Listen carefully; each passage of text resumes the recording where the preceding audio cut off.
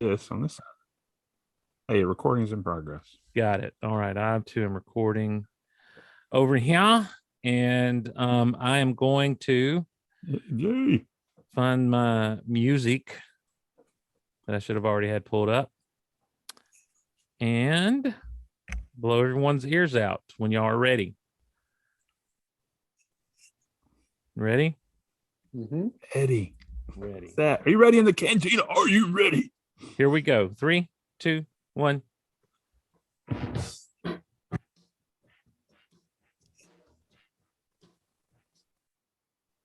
What just happened? I don't know. I heard it, then it left. Why did that go away? All right, let's try. Looks like they're hearing it. I'm just nodding like it's actually still going on. Okay. I was like, what's wrong? I can't hear it. And they're both nodding. Wow, I know what happened. I played the wrong file. Oh. Dadgummit. All right, here we go. Sorry, everyone. Take 3. 3. 3, 2. Well, no, I'm one take Gloston. Here we go. No, whatever.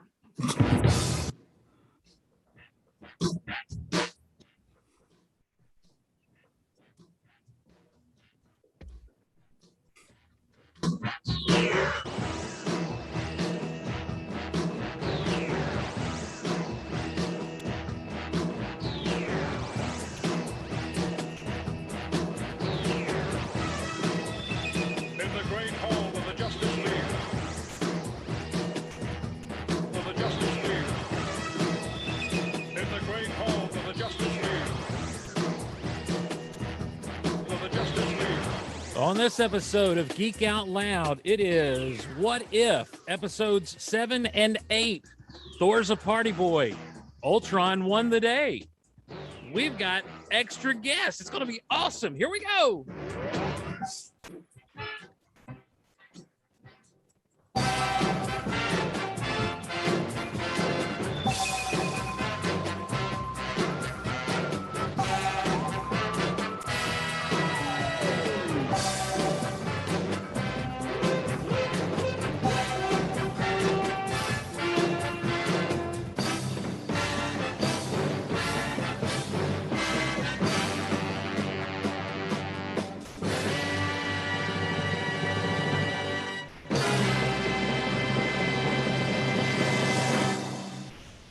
Hello, everyone, and welcome to another special collaboration between Chewie's Cantina, the most awesome Facebook toy group in the world, and Geek Out Loud. This is Geek Out Loud. I am Steve Glosson. So glad to be along with you as we are talking about episodes 7 and 8 of What If. The What If train has truly just run right off the tracks, so to speak, and we are fired up about these last 2 episodes with the season finale on the way. With me, as has been with me through all of this journey, of course, is the guy who started this whole thing. It's his fault we're doing it. Ladies and gentlemen, Lethargic Chewie himself, Lucas. What's going on, buddy? Hello, and greetings from the multiverse, my friends. Yes, we are in the cantina live right now via a Zoom meeting, and if you're catching this later on the YouTube, we welcome you as well. I will be playing with toys throughout the night. Lucas, are you doing that, or are you paying more attention to the discussion? I'll probably do a little bit more discussion, but there's toys available. I can grab something if I need to and pull them in. So once again, you're a much more disciplined individual than myself. Now, also with us, of course, all the way from up in Michigan, as always, tonight he's repping Miles Morales on his hat. With Spider-Man. There he is, author Adam Bray. What's going on, my friend? Hey, I got toys. There you go. Oh, you got her. That's I got a girlfriend this time. Oh, oh boy. Well, now look, Adam. Look, I love you, buddy, but let's not don't go that route. We believe in you, and we care about that. Also along for the ride for the past 2 weeks, I said, hey, I need to get this guy. I never did because, well, that's the kind of loser that I am. Every now and again, you come across people who you just are fast friends with, and this guy's no different. I had the opportunity to spend time with him and his family. It's been a couple of months back now, but we had a great time together. I drove them all the way up. I made them make the Blue Ridge comic book run with us, Lucas. Oh, wow. So yeah, we did the Mountain Man Comics Museum, Mountain Man Comics, all that good stuff. but all the way from out in Oklahoma, where they're all worried because they're coming to the SEC pretty soon. Good friend of the show and good friend, Justin Grant. How's it going, Justin? Hey, it's not previously Fat Adam. There you go. That's true. That's true. And when it comes to having me on the show, I hadn't been watching the shows because I hadn't caught up with the what ifs yet, and I didn't want spoilers. And all of a sudden, I'm getting apologized to on this channel 2 weeks in a row. Yep. And evidently, I should have been offended about something I didn't know I was going to get invited to. And I found about from the apology after the fact that I should have been offended 2 weeks before. So let's just say no hard feelings. I'm glad to be here. And it made me catch up on what if because I was a few episodes behind. Awesome. That sounds like a what if episode in itself. Now, here's what's crazy is I was promised cosplay by Justin. There was no promising, I keep my promises. There was a threat that I would cosplay. There was a threat. What you said you were going to be your favorite what if character. Yes. If you did I this. can still do that sometime. Well, who would that be? Well, I was actually going to have y'all guess. Okay. All right. Well, look, I don't like to. Okay, I can do this. It's a what if character, cap oriented. Lucas, you got no chance. You got no chance on this one because this is a very strictly a comic character. Okay. Right. So he's pointing out the dumb guy in the room already. I like this guy. No. I'm just saying what you've already said. Like, hey, you got more MCU knowledge than I'll ever have. So I'm going to lean on you for that. It's a cap oriented character. And you said, I think on the last episode that you guys had, you can only think of 2 characters that have never come back from the dead. This would have been one of them. So, Oh, okay, all right. So would this have been Bucky from What If Bucky Hadn't Died? No. I could have guessed that, Steve. Yeah. I'll just go. Let's see here. The second Bucky was his Bucky, so he was a Cap character, and the second Bucky in the comics was this Captain's Bucky. Nomad became the second, or the second Bucky became Nomad. Okay. Yeah. For the longest time, the guy I was going to cosplay was the second Captain America. Who was okay? So not the guy that became U.S. agent. Oh no, not John Walker. No. Okay. He was you've got me. You don't just give it away. So what was the story? What was the what if story? Oh, the what if story was, Cap passed away, and the whole legend of Captain America, he kind of had to get retconned because he's supposed to have been, a capsicle for the longest time in the ocean. So they had to retcon who was Captain America during all those issues where he wasn't a capsicle. I got you. So basically, Harry S. Truman appointed a guy who I was going to cosplay his character. William Maslin was the Spirit of 76. Oh, okay, yeah. Spirit of 76 is one of my all-time favorite Captain Americas, followed by the Patriot, followed by Steve Rogers again, followed by the Super Patriot, John Walker. So, and then all that's been retconned since then. There's, we got Elijah Bradley and several others that kind of fit in where they fit in. But right. Here, I got toys. This used to be Whiplash, and I turned him into the Spirit of 76. 76, nice. Ooh. By the way, Justin is a customizer extraordinaire. He customizes hero clicks of all things. Like he goes miniature. Let's fix that. That's serious detail right there. Wow. And since and I guess, well, we'll get into it after the what if discussion. Let's talk about what we came here to talk about. Because, I know. I'm sorry. No. It's fine. Listen, if we get derailed 9 times out of 10, it's on me. It's not on anybody but me. So let's just let's be fair. So, so episode 7 of What if Thor were an only child, and basically the change in this is that rather than adopt Loki as a peace offering between Asgard and the Frost Giants, Odin gives Loki back to Laufey. And so Thor is kind of, I guess, raised. It's interesting because he doesn't have to, I guess, Lucas, I guess the idea is Thor had no rival growing up, and so he just gets spoiled. Is that kind of where we're at here? Yeah, I mean, he's an only child. I mean, you think about it. I've got 3 boys. I mean, they're the rivals. They're pushing each other's buttons. And they're making survival of the fittest. I don't know, but they're the struggle with brothers, it makes them stronger. makes them fight for what they got. And Thor's, it's been handed to him over and over again. Now I will say this. Now, this is just where my mind went on this, and I don't want to open up too much of a bag of worms here. I don't know what that even means. Maybe that's like a ducks in a row, but Everybody knows what opening a bag of worms is, Lucas. all right, poll in the audience. If you don't know what opening a bag of worms is, please send an email. Was it Geek Out Loud at what? It's geekoutonline@gmail.com. Geekoutonline@gmail.com.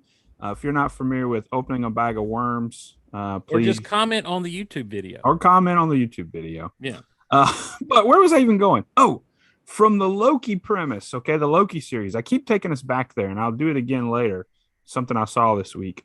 What if this was the timeline that Loki was a girl, and the Time Variance Authority comes in and takes her, which later becomes Sylvie, and then resets the timeline, and it's the one now that Thor's by himself. Maybe that's a deep cut. I don't know. Maybe that's getting out there.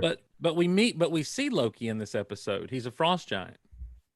Okay, that's a good point. So there goes that idea. So he Adam just laughs. It's a good thought. Let me go to Adam now. Adam, I'm not an only child. I think you're not an only child. Yeah. Would you have turned out a ton different? Were you an only child, do you think?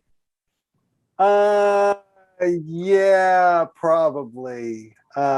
Because there's my brother and I have some significant rivalries. Okay.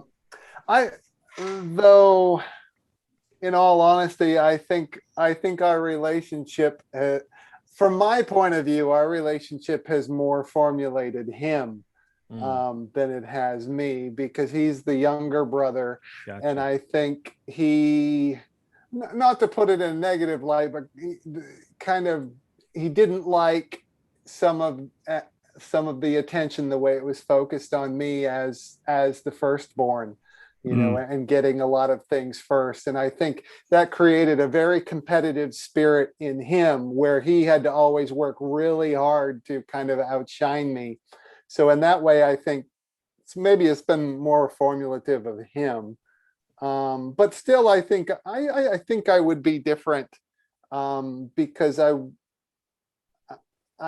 I think I'm kind of more of a softie than my brother is, but even then, without him to kind of sharpen my edges, I would probably be even softer than I am now, just about anything in life, less competitive, less, working less hard and all of that. You bring up a great point there, Justin. I want to get to you before I circle back to the iron sharpens iron situation there. Now, I don't know about you. Are you an only child? Oh, no, far from it. I am the youngest of four. I got two older brothers and an older sister. But if Adam's a softie, I follow Adam very stringent on Twitter, and some of his ventures, some of the conditions you've lived through, if you're a softie, man, the rest of us got no chance. Some of the situations you've been in, I'm like, oh my gosh. Give me my air conditioning. So no, I am the youngest of four. My closest sibling, my older brother, is 9 years older than me. So I grew up basically for a few years with them in the house, and then they were gone. As soon as I got a driver's license, they're not around that much. And that was fine. That's just, that was just the way it was. Being the youngest after of four children, I was definitely spoiled. For the first 8-9 years of my life, yeah. But you can't skip your answer on this. I was really hoping to hear your answer on. Well, look, our family is a pretty big family too, and so I've often wondered why my parents didn't stop having kids after me, because you get perfection, and what more do you need? I think it's interesting what Adam had to say is, he would have been a lot more soft had he not had a brother. And I think that all of us who were raised boys with brothers know what it is to kind of tussle, to fight, with siblings. And, my wife, God love her, is a sister of a sister. And she's so funny to me, because when she'll see guys interacting, and you know how guys interact, we give each other hard times. We kind of she's like, I just don't understand boys. I don't understand boys. Why are boys like this? Why are you so mean to each other? And I'm just like, that's just how it is. That's how guys are. And it really comes back to, you know, there is kind of an iron sharpening iron kind of situation there with among family. But is the absence of Loki so key that Thor parties so hard that he destroys planets in his wake, Lucas? I mean, is that really the situation there? Yeah, I don't know. Honestly, I was not a fan of this episode. Really? Kind of shooting it straight at you. Yeah. I was just like, because all the episodes up to this point, I felt like they were getting better and better. I know we kind of disagreed on the two prior to that, you know, according to the last episode, but yeah, I was just like, man, I didn't really care for this one. I mean, I like the very end of it because then it tells you how things are going. But yeah, I wasn't a fan. But you know, I do think it is formative to the fact that, you know, when the brothers are moved, the sibling rivalry is taken away. You know, when I responded earlier, I talked about my boys, but you know, I had a brother or do have a brother and a sister, and I mean, I know I would be a different person if they weren't around. And granted, being the oldest, I'm kind of like Adam noted there. You know, there's a little tension. You know, every now and then there would be that, well, you're the golden child, you're the firstborn type mentality, and that gets under your nerves a little bit. But yeah, I mean, he would definitely be someone different. The party aspect, I don't know. Because, I mean, he's still a tough dad. I can't believe that he would allow him just to go down this road like this. He's asleep. Yeah, right. I guess But, he just waits. He waits alone and sleeps, and then he parties hard. Yeah. But you know, how long was he asleep? Because I mean, he's at this point in his life, he's already ingrained these habits and just, you know, running amok in the universe, if you will. So, well, I guess that then comes to the next thing. That's interesting, Luke. I guess I didn't really think about asking how we all felt about this episode. I just jumped right into the deep end here. So which of did you enjoy, at least maybe episode 8 a little bit better than 7, Lucas? yeah, I enjoyed 8 better. Okay, yeah, I'd still say these two are the weaker two that we've had so far. Really, Adam? Yeah. Where do you stand on the strength of these 2 episodes? I guess in some ways they are a little weaker, maybe. I'm different than Lucas in that I really enjoyed the Thor episode, especially because the last several episodes have been so dark. It was nice to have a change of flavor. Yep. And Thor Ragnarok is one of my favorite Marvel movies, and certainly my favorite Thor movie, and its main element is humor. So this took me back to that, so I like that. My one complaint, which you guys touch on about Odin, is Thor's mother is a nurturer and very permissive of her sons, especially Loki, and always, making excuses for them. She's very loving, her sons are her whole life, obviously. So it was a little odd for me to see her as more of an authoritarian that Thor was afraid of. And maybe that's a consequence of her changing as a result of not having Loki as a son. Maybe that suggests that Loki changed her as a mother in our universe. So I think that's an interesting thing to examine in her, why she's different in this episode. But the next episode, it's a mixed bag for me. I like it because it's our penultimate episode, and it's tying the whole season together, which we had speculated would happen. But I guess it was a little weak because it's divided between a little bit of time in this unique world and the rest of the time in the multiverse. So we're not seeing a lot of story in the originating universe. So I think that kind of weakens it a little bit. Justin, I'm sorry, Adam, go ahead. I didn't mean to interrupt. No, that's it. Okay. Justin, where do you stand on your opinion of these 2 episodes? I absolutely loved them. I Cool. absolutely loved them, and it's more of the comic geek in me is the reason why I loved them. Right. There's not just Easter eggs, but even some of the dialogue is straight out of comics that I read.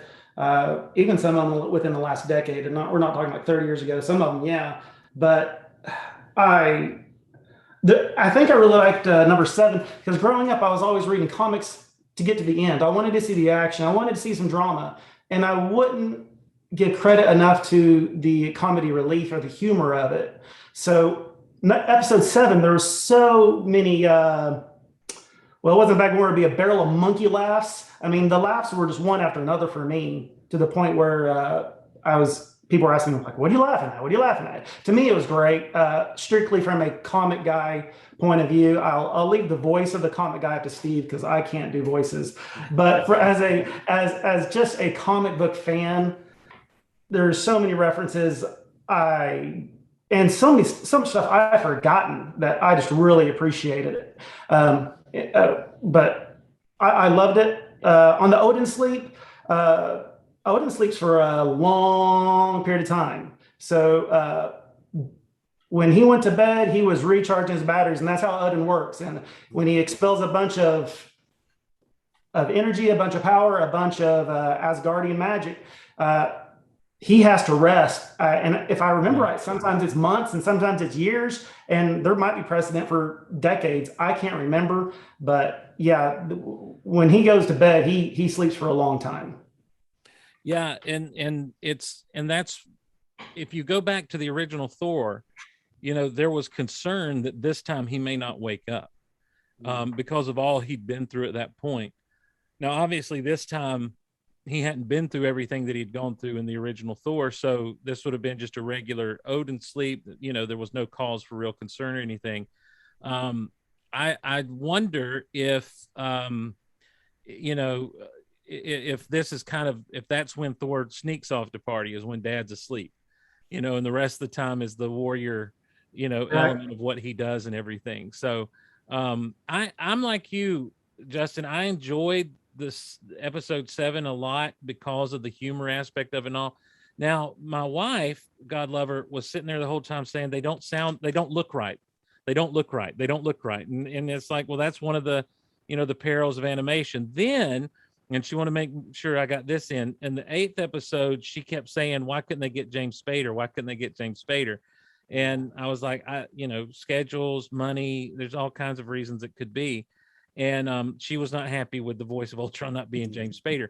But outside of that, I thought that what you had back in the day, during when Smallville was a thing, and I loved Smallville, as we were ramping up to the series finale, they did a whole episode that was basically a hangover episode. Like they basically were doing the movie Hangover, like what happened last night when we were all partying for the bachelor party and the bachelorette party, and how in the world, they had to go back and retrace their steps. And it was just a funny, lighthearted, weird, quirky episode.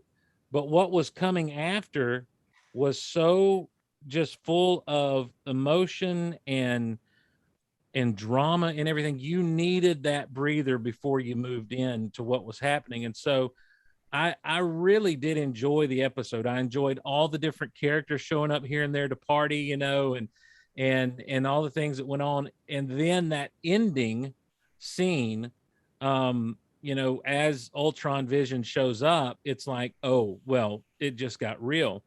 But I also think, and this is as much as I struggle with, does having Loki not around just immediately turn Thor into complete party guy? Did having Loki give him that much responsibility in his life where he felt like he couldn't let loose all the time? One of the things that I did like about this, Lucas, is that Thor and Jane still actually kind of fall in love. Like there's this kind of idea that there are these constants even across the multiverse. So I don't know if you picked up on that or had any thoughts on that at all. Yeah, I mean, those are, like you said, some of those constants that kind of carry over no matter which universe you're in. And even this, and maybe you guys talked about it because I stepped away for a moment. As much as, Thor did all his partying and stuff, at the very end, we get a glimpse of the fact that he's going to have a hero's quest. I mean, he's going to have to rise to the occasion and be a hero, you hope, at least. Right. With Ultron, or Ultron's vision showing up, or Ultimate Ultron, or whatever we're going to call him there.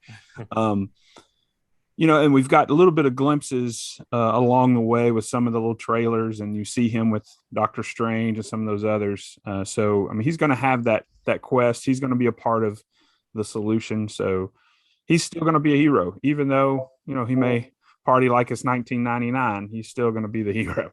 Right. So, right. But yeah, it's cool to see those concepts, him and Jane. And guys, you may have talked about this. Do we see why Eric wasn't with them in the van? Was that referenced? Was he referenced at all in the episode? I don't remember. She spoke with him on the phone at one Okay. point, I think, and got some information from him. But again, that's one of the things, like because they called. Was Eric with them when they found Thor, Justin? I don't remember. MCU. I'm pretty I don't sure. remember. Yeah. No. Steve, look it up. Hold on just a second. I'll look it up, Steve. I'll pull up Thor in a minute. I'm pretty sure it was all three of them in the van. When Well, Thor showed up. Yeah, it was. When You're it right. comes to Thor and being a party guy, he had been, again, in the comics, he had actually been banished to Earth by Odin for an extended period of time because he was not humble enough. Because he was such a party guy, he got banished to Earth. And this is kind of the goat reference. They said the goat Gary. He actually rode around at that time on a goat called a Tooth Gnasher. Mm-hmm. And he came to Earth, and him and Tooth Gnasher, he didn't have Mjolnir at that time, or as I called it growing up, because we didn't have the MCU and the internet, I called it Mjolnir, like a lot of people. Right. So he was banished to Earth, and basically what he did was come down to Earth, party like a wild man. But would be he partied with the Vikings. Let's just call it what it is. He went down to the people that worshipped him already. He went down and partied and drank ale and battled and just had a good old time. And so Odin actually had sent him down here during that time specifically to teach him humility. And if I remember right, that wasn't the true story that ended up teaching him that. That was kind of a retcon in there. But that's why I would have to say, at least with my experience, he always had to kind of go through that time of getting over it's just about me, into getting into the role where it's about Midgard and protecting the 9 realms that Asgard's supposed to, kind of watch over.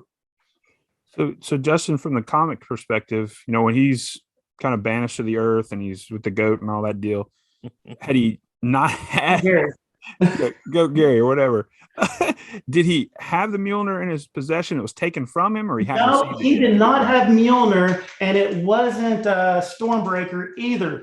But if you I'm trying to remember the visual. Is this during the Unworthy Thor years? Yes. Okay, yeah.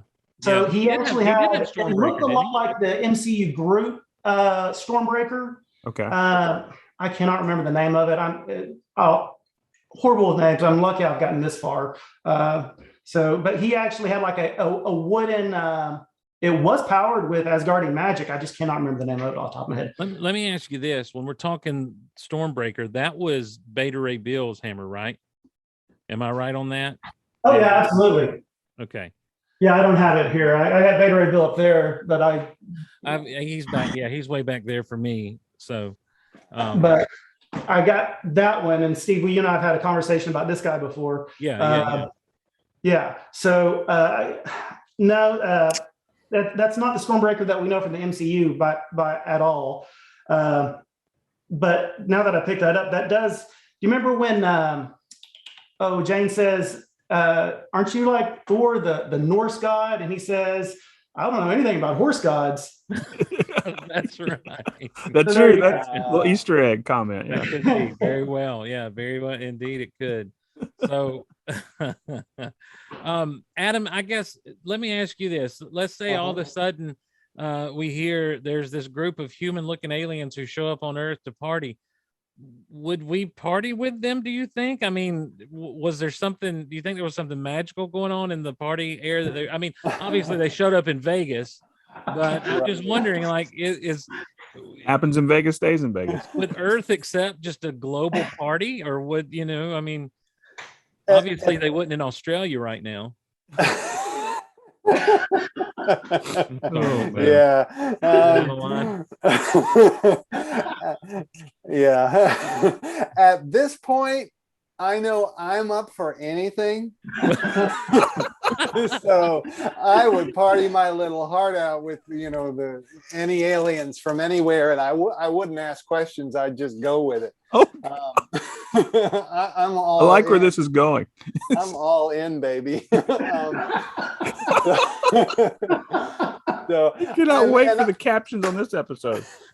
Well, I think after COVID and after, you know, just all the crap, all the politics, all the divisiveness, all the tragedy and the bizarre stuff we've been through the last few years as a country and as a world, I think now would be a time where a lot of people would just go with it and be all in. I don't think I'd be the only one.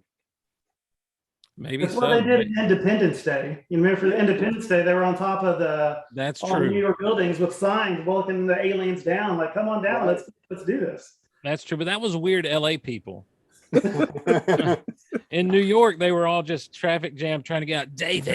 David, why am I calling my mother and telling her to go to Atlanta?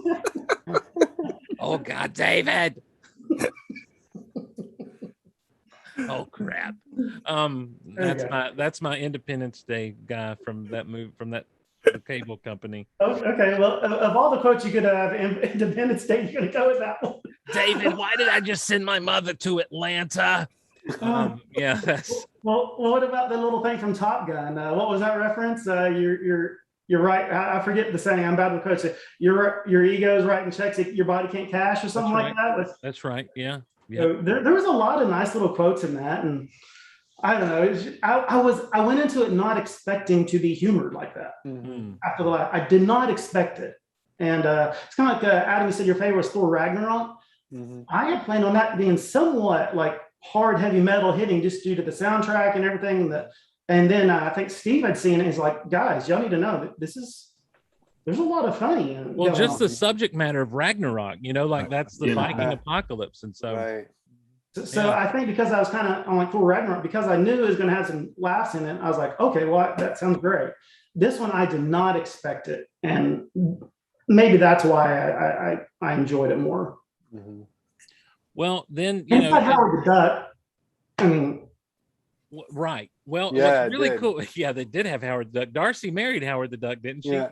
Hey, Elvis impersonator. Yeah. Mrs. Duck. But to quote Friends, it's a Vegas wedding, so it doesn't count. So, but like there's scrolls that show up at the party. There's, you know, Korg shows up to party. The Grand Master shows up to party. When Loki and them show up, I think, oh no, it's about to get nasty up in here. And then he's like, my brother from another mother. And it's like, so wait a minute. Like on one hand, Adam, this reality, you know, obviously after all the crap we've been through and everything, this reality seems a lot better because there doesn't seem to be the fighting through the universe and everything that, you know, like apparently the party and spread good. The problem is they party so hard they blow up a planet. Right. Yeah. Yeah. I think this universe is free of a lot of adversity that we know, and surely that can't all be a result of not adopting Loki. But who knows what happened? And because aren't they thousands of years old, Thor and Loki? So who knows what changes, what happened in all those thousands of years before we, you know, get to know them, and things that might have dominoed. But it is a much easier going universe where everybody's friends, which sets I had kind of forgotten when I watched the last episode that Ultron appears at the end. But so that sets a a really big contrast between, everybody's super friends in this universe, but then here comes Ultron against everybody and completely capable of obliterating everybody. So it really just seems like, as I'm watching this, that Justin, it seems like that there's something else at work though, because like even Jane, who's pretty uptight, like she just gets right into the party atmosphere. Like it seems like there's some kind of magic or something at work that's going on. It's probably the animation they gave Thor to be a cross between like Brad Pitt and David Beckham, both in their heyday. Yeah, that would make me. I guess that'd make me a party too. Yeah, right. I mean, she was head over heels. Yeah, they definitely wanted a party. I can't say, in the grand scheme of things, what that could have been, but I think the writers in this just kind of did the what if thing. Like, let's just have a bonkers one, and that's what What If does occasionally. Yeah. They just they'll just throw the What If comic book series. Kirby and Lee, I believe, actually originated that, if I remember correctly. Once in a while, you get some really, really unusual ones, just bonkers. And I didn't appreciate those growing up. So now when it gets thrown out there, I really love it. Yeah, I didn't appreciate the what ifs as much either in my younger days. But here we end up with these what if stories. Like it really did start out. It's interesting because those first few episodes were like just character swaps. They were just basic character swaps, and now we've moved further down the line to just some more in-depth stories. Lucas, there is a Star Wars Easter egg in episode 7, I believe. In episode 7? Yeah. I didn't catch the one in 7. Where was it? Well, I think it's the way that Fury dies. He gets run over. He gets run over and just chunked like all the way out. Like I thought, I said, oh, that's a Mace Windu moment right there. Oh, he went when he got chunked, he went nice. I see that. Yes. Yeah. Well, he's not dead really in Star Wars. Everybody knows that. No, yeah. He's crazy Mace. He's the crazy janitor at the floor of Coruscant. Two things to think about for this episode. As you guys have been talking about just this party atmosphere, and it's almost like intoxicating. As that was happening, and then hearing y'all's comments, I'm taken back to I don't remember which one it is, the Percy Jackson deal, where they go into the casino, the Lotus Eaters, and they're just like intoxicated there and just cannot escape that type of atmosphere. Where someone was usually pretty straight laced like Jane, and then all of a sudden she sees Thor, and whether that could just be that chemistry, but it was just always this party atmosphere. But the main question I have for you guys, because y'all are the ones in the know, and I know half of the answer. So we get Loki. He shows up. He's an ice giant form. Okay. He's blue and he's tall. I know the blue can happen, because we see that in the MCU. But how does he keep from getting tall when he's living with Thor in the MCU and in the comics? Yeah, I'm going to defer to Justin or Adam there. I mean, we know he can absorb the blue. So I'm just wondering what keeps him from getting tall? Is it Frigga's magic, or what's going on there? I guess it's the magic. Okay. I had always assumed in the movies that I thought the point was that he was a runt, so that he was more like normal Asgardian size. Okay. It was just he was blue with red eyes. But yeah, this episode would suggest the magic keeps him small as well. Okay. I don't have a hard take on that. As one that I'm going to fix. Hopefully my system sounds aren't still coming. I was trying to look at that. He kept on saying brother from another mother, which he always kind of knew for the most part that he was adopted. I get the sense in this reality, since he's an only son, they said brother from another mother, something had to do with Mother Frigga's magic helping him as the Loki we know, compared to, because in my mind, I remember it as Frigga kind of taught Loki magic as he grew up. Right. In this universe, he was not exposed to the Asgardian, and Frigga is not an Asgardian. She's a Faer, or Adam, you might know it. It's another it's a one-off from Asgardian, basically. And I think true? that might have to do with it, because he was, it seems in this episode, Loki was brought up using ice giant magic, not anything in regards to Asgardian. And that, I'm just throwing that out there, I guess. Yeah. Okay. It's just, I've always often wondered that. The blue thing, I was like, okay, he touches something cold, he goes back to his old properties or his old nature. But when I saw him tall, like those guys, I was like, that got me thinking, why isn't he tall like that? But I think you're right, Adam. I do remember in the MCU, their comment being made something about him being a runt. And that's why Odin had pity on him. Right. I think that's why his father abandoned him, because he was a runt. Mm-hmm. So this might be kind of retconning, at least in this universe. Yeah. Mm-hmm. The fact that he took him back when Odin does bring him, that means maybe he wasn't around. I don't know. So something tells me, and I could be off base on this, there's been so many retcons, something tells me in the comics he might have came over as a trading of prisoners kind of thing. Asgardians and Ice Giants went to war. Asgardians won, and he's like, I'm taking your son. Don't mess with this. I could be off base on that, but I think somewhere in the comics that has happened, but not in this universe. That's definitely not the case here. And I'm not familiar enough with the actual mythology to know that either. But I just found out that Frigga wasn't actually an Asgardian. I didn't realize that. I think it's called the Ayer or the Fayer, and it's again they're all one-off. They're part of the 9 realms, and the Asgardians and them had went to war, and of course Odin wins, and he took Frigga as his wife / just like with Great Britain and France used to go to war, they'd say, well, maybe our kids can marry and we won't have to go to war anymore. And eventually all of her society just became Asgardians also. Now I have here, this is from 2000. Hey, who helped write that book, Steve? This is the Marvel Studios Visual Dictionary. This is actually written by Adam Bray. Oh, I heard great things about that guy. So I don't know if there's a Frigga discussion in here or not, but I'm going to find out. So I think so. I think she's got a page. Okay, there's the card. Dark Elves, the 9 Realms, Thor's allies. There's Jane and Darcy and Eric. Heimdall, Asgard.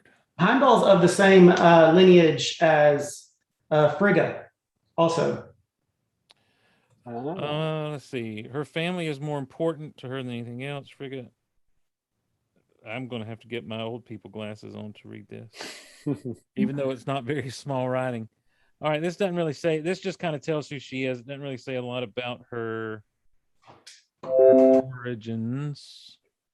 Which that makes sense because of the audience for that book. So right, yeah, all right. Well, that's what I've got right here handy. So I won't try to grab anything else. I also have absolutely everything you need to know about Star Wars. Oh, wait a minute, hold on. This might be it. These of course these DK books, about absolutely everything you need to know about Marvel. Who knows?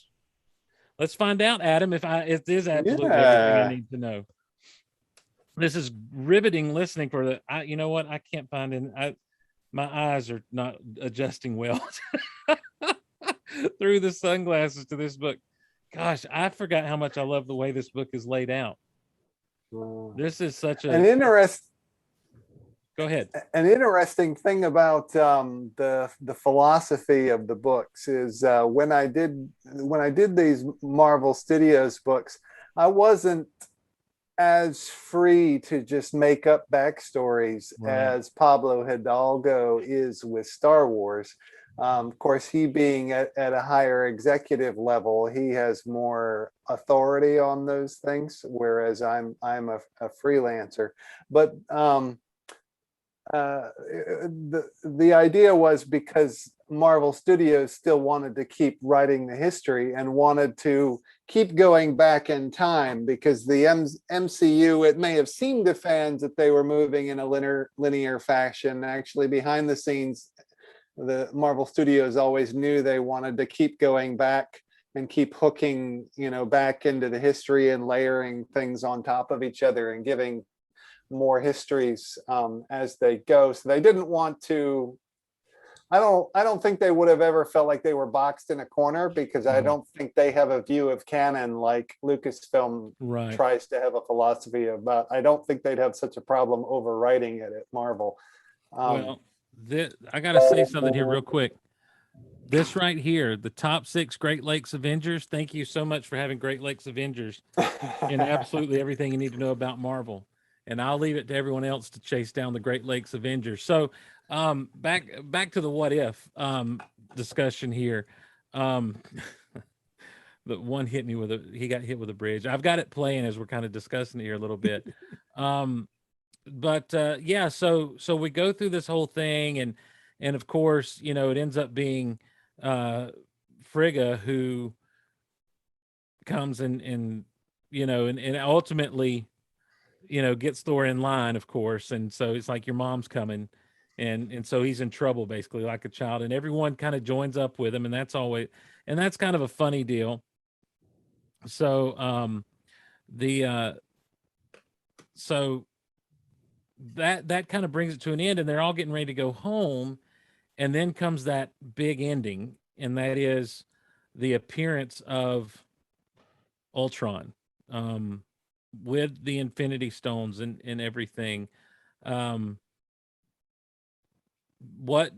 This is that moment where it's like, oh, it's about to get real on What If all of a sudden. Lucas, what was your reaction to, or what were you thinking? Did you have any clue? I mean, I know we've touched on it briefly, but I didn't have a clue that was about to take place. And so no, I had no clue. We knew, like you said, from previews that eventually we'd get there, whether it was the last episode or something.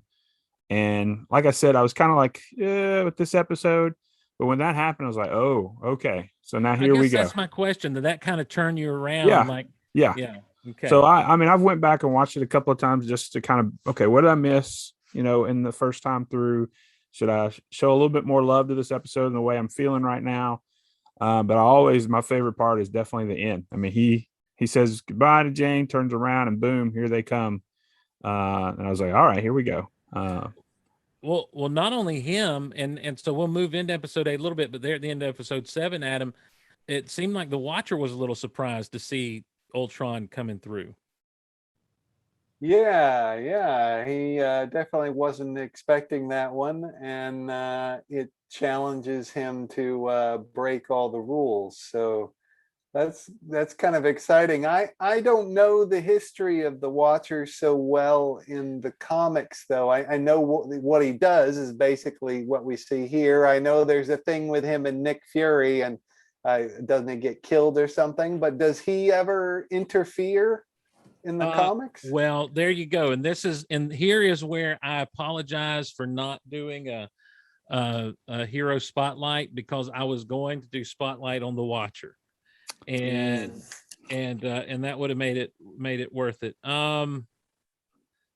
So my wife has texted me because she's listening, and she actually, I have the updated Marvel Encyclopedia, but it's not in here yet. It's sitting out on the kitchen table. Oh, and so she opened it up, and she said, she's surprised because in the Marvel dictionary we find out that Thor is actually the son of Odin and Gaia, the goddess of Earth, and that Frigga raised the boy and as her mother, but Frigga is not actually, and that's something I didn't know. So back, there you go. It's a blended family in Asgard. Yeah. So do you want to do the comic guy voice before I explain what happened there? Well, technically, what you have is a situation with comic books and the mythology. So you need to you just need to read a little bit more. What have you got on that, Justin? Okay, first shout out to my wife. Thank you, Haley, for that, because that actually goes into a couple things. Shout out to my wife. She messaged me and told me how to get those notifications from popping up. So hopefully y'all aren't dealing with that anymore. So yes, okay. Frigga, I use the other screen over here. There was a war between the Vanir and the Aesir. That was Odin's group and Frigga's group. They battled together. Odin won. they formed the Asgardians. So they are all now Asgardians, but her lineage was like just a one-off from Odin's when it comes to society. Gaia, again, Gaia. I've never heard it. I've read it. It's Gaia. It's Gaia. Yeah. Okay. I know that from Captain Planet. Shout out to Captain All Planet. your powers combined. Gaia, the It spirit came of the on and I earth. changed that channel. Oh, you didn't care for the planet? Hmm. No, not at that time. Not at that time. I was spilling toxic sludge. Now let me set the record straight on something here. Captain Planet, as I recall, came on TBS, and it usually came on Sunday afternoons right before WCW's main event, which I had to tape because we had church while that was on. And so I'd come home and I would always catch the last few minutes of Captain Planet before the WCW main event show would be on TBS. So that's my recollection of it. But I do remember them saying Gaia, the spirit of Earth. And so, well, that's the spirit of Earth. Gaia has been retconned to be Thor's mother with Odin. Frigga did raise him.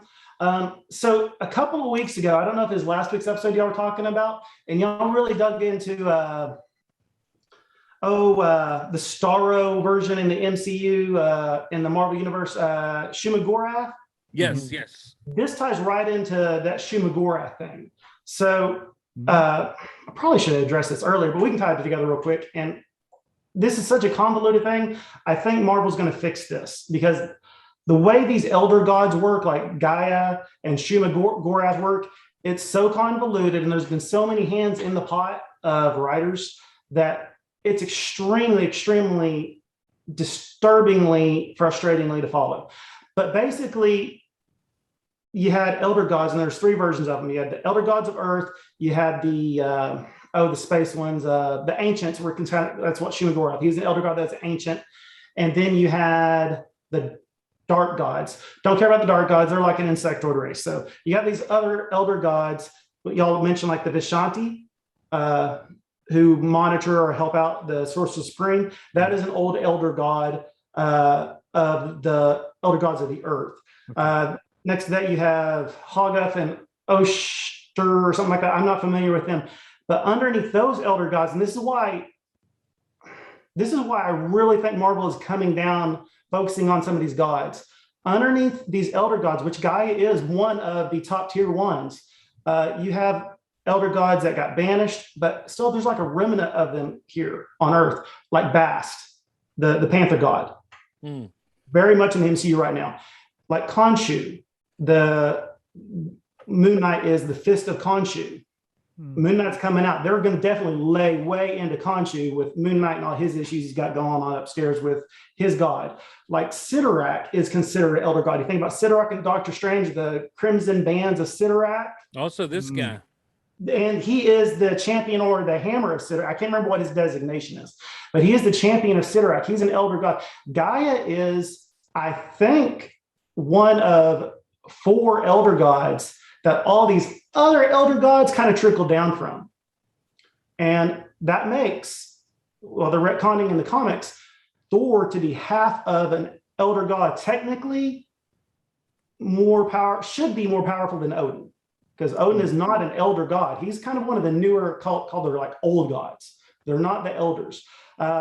So on the Shumagorath thing, I was asking if there's only one of them. As far as I know, there's only one of them, but he is the ruler of several thousand universes. So there might be more than one, but there's not one in each universe. He has his own dimension. It's the chaos dimension. He's not the chaos god. It's the chaos dimension. He has that. Gaia is, I don't know her strength limits, but they're kind of off the chain. I would probably put it up there somewhere around Celestials. I know that was kind of a rabbit hole there, but I wanted to answer some of the things that y'all had addressed last week, and that does tie directly into Gaia because she ties into the Egyptian god Set also. Really? Yes. Now you're talking Hela, another Asgardian, is considered one of the old gods, but she ties right into Hela, Null, and Searcher. So there's a lot of people that claim lineage from these old elder gods. which Shuma-Gorath is right up there with them. So right. But also, once you start talking the god Set, then you're talking about the crown of Set, and you're getting into my world with Atlantis Attacks from back in the 90s or the late 80s, that particular crossover, and now we're off and running. yeah, I'm sorry. Which also drags you into a Marvel team up conversation because of Quasar and the Thing and Project Pegasus and everything. And anyhow, that's just me being silly. So, all right, so we've got all that happening there. Yeah, Odin is not Frigga's real son. There we go. That's really where that ends up at. There you go. I love it. And now my Can I wife just take a moment and just say, wow. you were so, dude, I told you. This guy, Justin, I'm impressed. This is impressive. Yeah. Here's the thing, and I really should have said this. Marvel, I think, is aware. Sorry, we got dogs barking, but that's okay. Put the dogs out. Marvel is more than aware that they've had all these elder gods and all these what are like pantheons of gods. The Olympians, Asgardians, the Egyptians, the Greek, the Roman. I mean, we haven't even started talking about Hercules and Zeus yet. Right. They've got a lot of awesome mythology to draw from, and they're going to have to figure some of this out. Specifically with, like, again, Bast, Khonshu. Now we're talking Shuma-Gorath. There's a lot. If we were to put like a storyboard up and start drawing lines, you're going to see a lot of intersections of deities. Yeah. And looking at what MCU's got coming out, let's see, we got the Eternals this year, Celestials.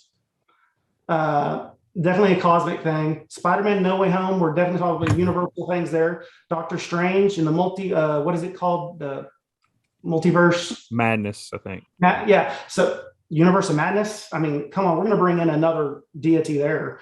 You got Ant-Man the Wasp in the quantum realm. I really think they're going to start bringing a lot of these realms come crashing down into each other real quickly. And it's obviously by the names, but these names that I'm kind of throwing out there are going to mean something because they're really tying them in there. Yeah, I'm sorry to just dump everything on there, but it's no, man, it's. I mean, that's a wealth of knowledge, and I was wondering how the Eternals are going to tie in, but hearing some of your comments, I can see where they're headed. Wow, man. Now, Adam, do you dive that deep in some of your stuff, getting ready for the MCU books and such? No, no, actually, this is a whole series of levels that I had never really gotten into, that I didn't know really hardly anything about. I'd heard a few names, casually, but no, the Saul stuff is beyond me up till now. So I'm learning with everybody else. I tell you, I told you, Lucas. I told you that this guy that Justin knows, he's got a wealth of knowledge, which is, awesome. I love it. This is the kind of stuff that I love talking about and digging into and that sort of thing. I'm clean it up. They've got to, because there's no way they can explain it like I just did. I mean, just throwing it out there like that. They've got to clean it up drastically so that even a casual Marvel fan can at least kind of keep up. Well, I think in the Marvel Cinematic Universe, what they'll do is probably just kind of ignore some of that and just and probably. And probably for the better, ignore some of that because, it does get messy if you're not following years of continuity of comic stuff and everything. And, let's be honest, Jack Kirby and Stan Lee, back in the day, they really tapped into a lot of mythology that was already established, and they just took these characters and made them, their own. There was a JLA Avengers crossover a few years back when Wonder Woman throws down with Hercules, and Hercules talks about meeting and wooing, etc., Wonder Woman's mom.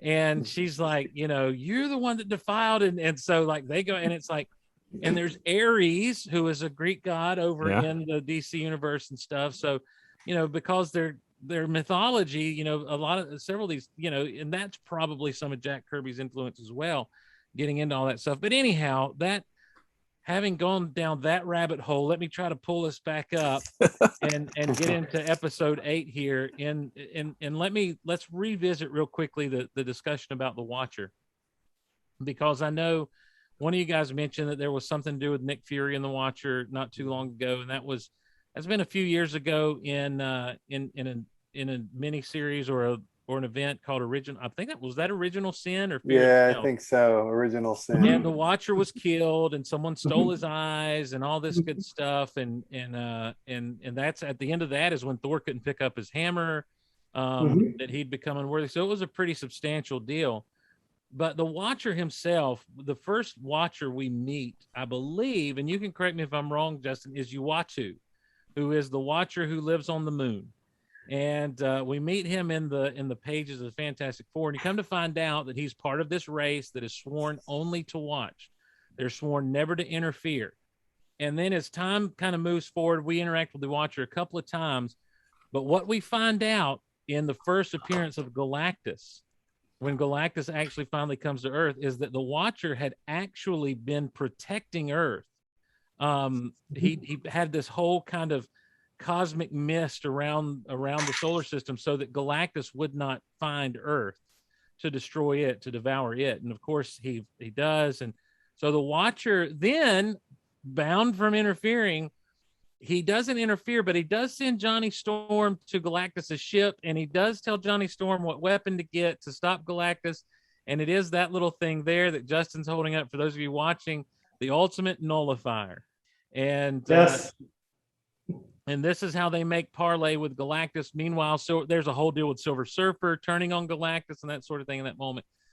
But the thing about the Watcher, it's so interesting. They're sworn never to interfere, but Uatu always finds a way around that. He interferes without interfering. There was a rogue Watcher who comes into the scene in the Marvel comics, and his name is Aaron. And Aaron actually... Sorry, that's just funny. Uatu and Aaron. Yeah. It may be pronounced Aaron. I don't know. But Aaron, the Watcher, he actually let's see, do I have them with me? I actually just today, in reclaiming some of my old comic stuff that I used to have back in the day, was able to grab these issues of the Fantastic Four here. This is 328 through all the way to 333. And what's going on there is Aaron, the Watcher, Aaron, had been going around and getting DNA that the Fantastic Four was leaving behind in their battles. And so he creates a clone Fantastic Four and kidnaps the real Fantastic Four and puts them to sleep. And he basically is watching their dreams, because their dreams are more interesting than what's happening in real life. And so each issue is a dream that one of the Fantastic Four is having. And I mean, and like the world gets destroyed. It's almost like a string of what if stories during this whole thing. Meanwhile, in the real world, the clone Fantastic Four is they're basically what if the Fantastic Four hadn't had their growth experiences that they'd had as a team, as a family, and everything. And so they're a lot more, they start charging people for their services. They have a battle with the Avengers. And then when the Fantastic Four finally does wake up and break out, there's the battle with the clones and everything, and Aaron, so Aaron is taken into custody by the Watchers and all. So there's a history throughout with these Watchers, and there's, like you say, Aaron is the rogue Watcher. But Uatu, even though he interfered every now and again, somehow he'd always find his way around it, sworn never to interfere. But he was also always the tour guide in What If. So when you got a What If comic, it just like this cartoon, just like the animated series we're watching, Uatu would be the tour guide for us. I think that there may have been a Build-A-Figure, a Uatu Build-A-Figure back during the Marvel Legends days, maybe not. I know there's one with the new What If one. You're right, but back during the Toy Biz days, though, I think there was a Toy Biz Marvel Legends Uatu But yeah, so now there's the build a figure that's coming out right now with the What If wave of the Marvel Legends, and there's that awesome Marvel Select UA2 that is sold out and sold out again. Still hunting. Still hunting. But he looks great. He looks like he stepped off the comic book page, to be honest with you. So let me see if I may be wrong. I thought that there were some exclusive Marvel Legends figures back in the day or something that they had, but maybe I'm wrong. Maybe Well, but anyway, so what's interesting as we come into episode 8 is there's the combination of several things. One, it's as Ultron becomes so aware because of the Infinity Stones, there's that moment where he actually hears the Watcher narrating, which is kind of funny. Yeah. You know, but that leads him into trying to bust into where the Watcher is watching from a safe vantage point, you know, and then we actually see the Watcher have to interfere and start to throw down. So I love this episode. I was really surprised that you were a little bit disappointed by it, Lucas and Adam, because this was one of my favorite What If episodes we've had so far. All right. Yeah. I love the action of it all. I love the cosmic nature of everything that was going on. And it did feel like this had so many things that were kind of pulled from the comics and the MCU, and just I just thought it was a really cool kind of thing. And I did like getting out of the main world, Adam, and delving into that other area where the Watcher was, and kind of pulling the curtain back, if you will. But you said that was a little bit of a letdown for you, huh?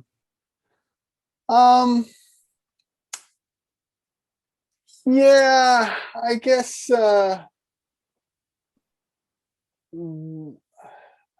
it's hard to put into words kind of my reception of it.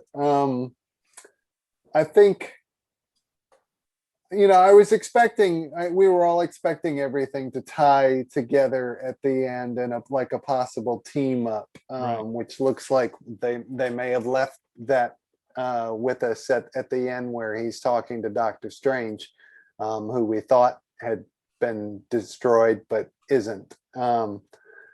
So I guess when we got to this point, I wanted to see the team up. So that was more where my anticipation was, I guess. So to see, you know, kind of the battle in the universe between universes, and, you know, flying through different universes, it was cool, but I want to see the team up. So I'm with you. Yeah. So you're ready to get to the big climax, right? Gotcha. I hear you. Lucas, you enjoyed this this penultimate episode? Yeah, I enjoyed it. Again, I thought it was one of the weaker contributions, but I did enjoy it. I do have a question again for the men in the know here. What is that space between the universes where the Watcher's hiding out? What is that called, or is it got a special name? I don't know. Yeah, I don't know, but it's somewhere where the time variance resides, I'd imagine, like in some of those spaces. Because see, I'm trying to see, how does that, is that essentially again, I keep going back to the Loki thing. Is that, you know, like you said, the time variance where they reside, you know, where they have a view outside of that last episode of Loki, out Kang's window, where you see like all the different, you know, timelines splitting off and all that jazz. Is that indeed what we're talking about here? I was just wondering about that, because, you know, we have obviously a vantage point into each one of these universes, hence where they're breaking through each one, which is nice to see some familiar places in those. Yeah, it was interesting. I like the action. I like where it's leading up to. So we'll see. I am a little disappointed unless they squeeze it in the next one. You know, I heard there was another episode that obviously we're not going to get, about Tony and on what is the party planet where the Grandmaster is, Sakaar or whatever. Yeah. Yeah. And so There's one with Gamora as Yeah. that I presume we're not going to get. So what is that? Are those in the next season? Yeah, I keep hearing more and more about season 2. Because let's see if I got it here. I think I shared this with you, Steve, in the past. Because I ran across this at a bookstore the other day, and so it's a Lego What If deal, and Yeah, Right. Yeah. and right. it's Valkyrie there, Mhm. Watu, and then Tony Stark. I mean, we may get it in this last episode. Well, Spoiler. now, yeah. Well, let me throw this out at you. We've seen Valkyrie. Yeah. She was partying with Thor. Okay. So we've seen her. With Party Thor. The Tony Stark, he died in the Killmonger episode, right? Well, he died in Killmonger. He died in the What If yeah, he died a bunch. Hmm.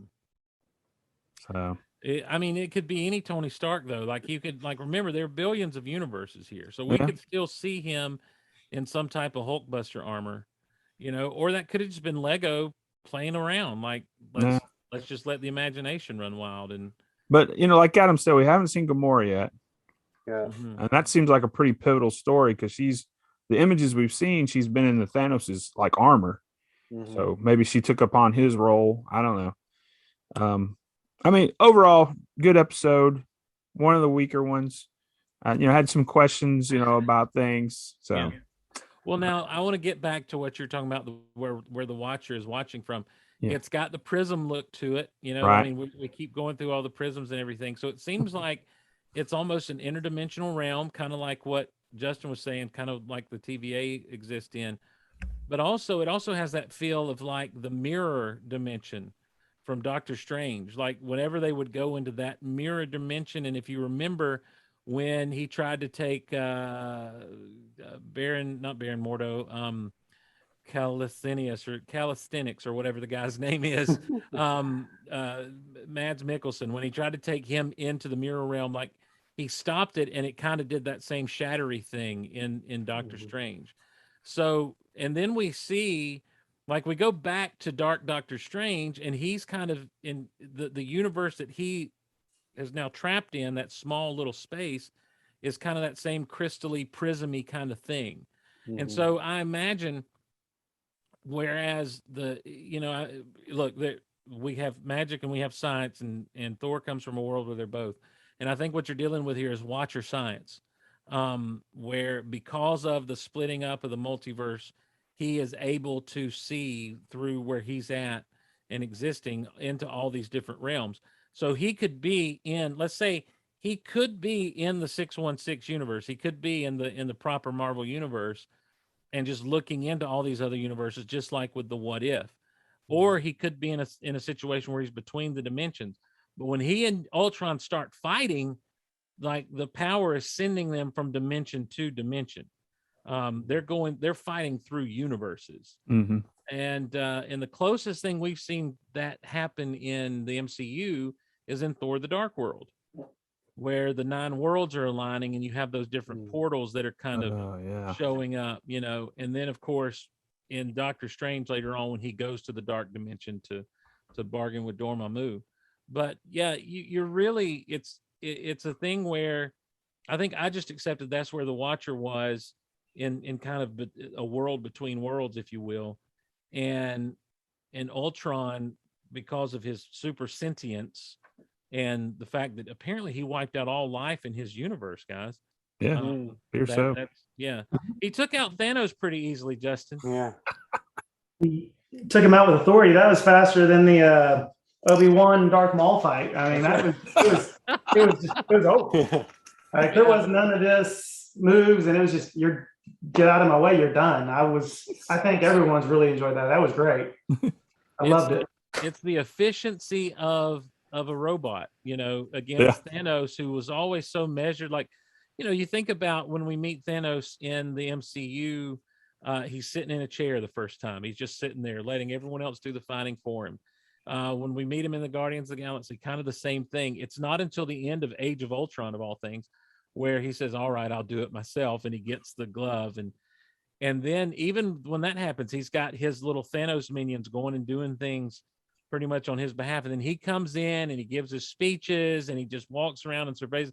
because he's so confident that he's the most powerful dude there that Vision Ultron just is like, and unzips him right down the middle.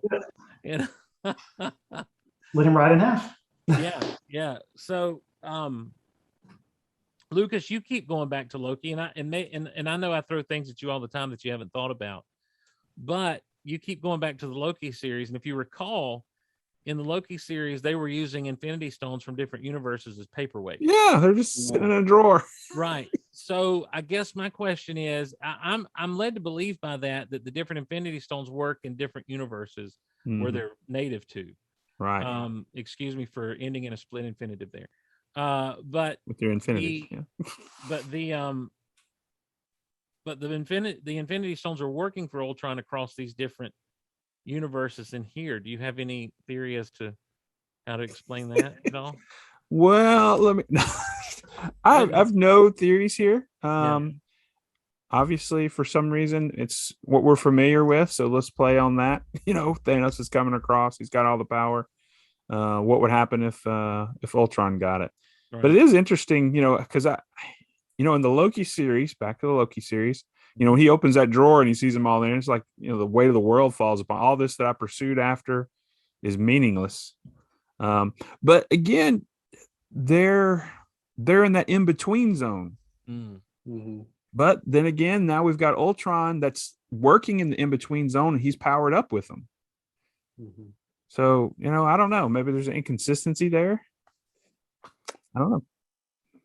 We could get a no prize if we can explain it, guys. That's the thing. Like back in the day in comics, when you spotted a mistake in a comic, if you could write in and say, I found this mistake, but here's what really happened, you can get a no prize for explaining it away. Stan would give you a no prize. I mean, I've actually seen a no prize delivered, or not as it was delivered, but mailed out. Wow. And it was basically that. It was some comic book collectors found an error basically in some advertising. The character was in the advertising that had no business being there, and they wrote in and they were awarded a no prize. Basically it was a piece of paper that said no prize. No prize. And they gave me hollers like, have you ever seen a no prize? I'm like, no, that's just in the back of, in the editor's letters, or the notes to the editor. And like, no, they actually mailed them a no prize. That's awesome. That's with our assumption that zone that the Watcher's is in the same zone as the Time Variance Authority. Yeah, I think just listening to you describe it, trying to figure that out, there's a way to describe like Galactus, and the way to describe the embodiment of eternity, the cosmic figure, our being, eternity. Typically, we'll see them as galaxies with stars and planets in them, and that's eternity. And we see Galactus as Galactus, just like the statue coming up.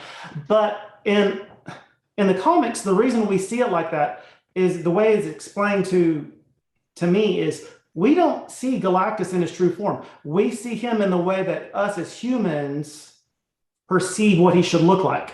Yeah. So to another race, he might actually look a little bit more like their race to them. And that's the way eternity is also. So you described going through these zones, which I don't have a name for them, but we saw like prisms and glass breakage and shattering going on.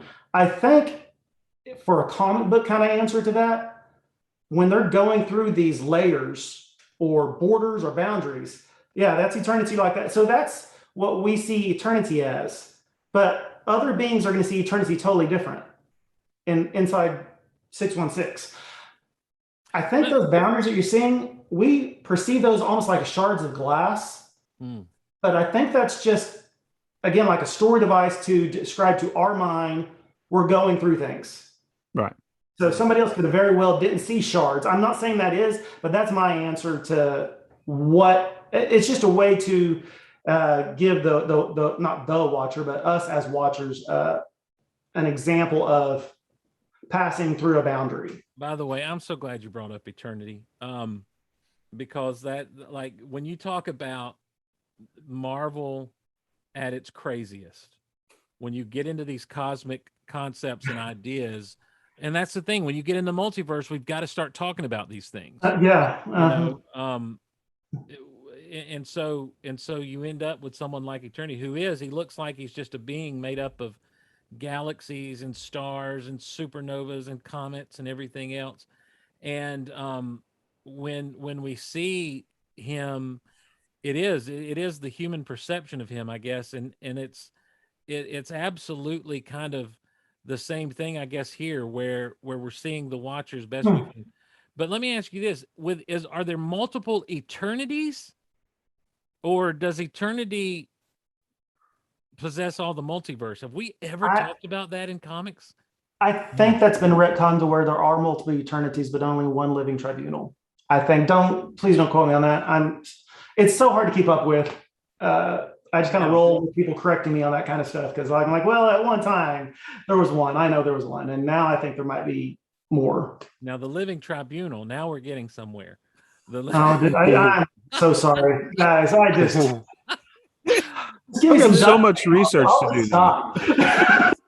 Well, see, here's the thing. I'm going to tell you this. When we got into the Guardians of the Galaxy, when we started doing Thor Asgard, and even especially when we got to the Infinity War and everything, I kind of half expected there to be some of these very cosmic characters come into play somehow, just because, you know, of their role in the original stories and stuff.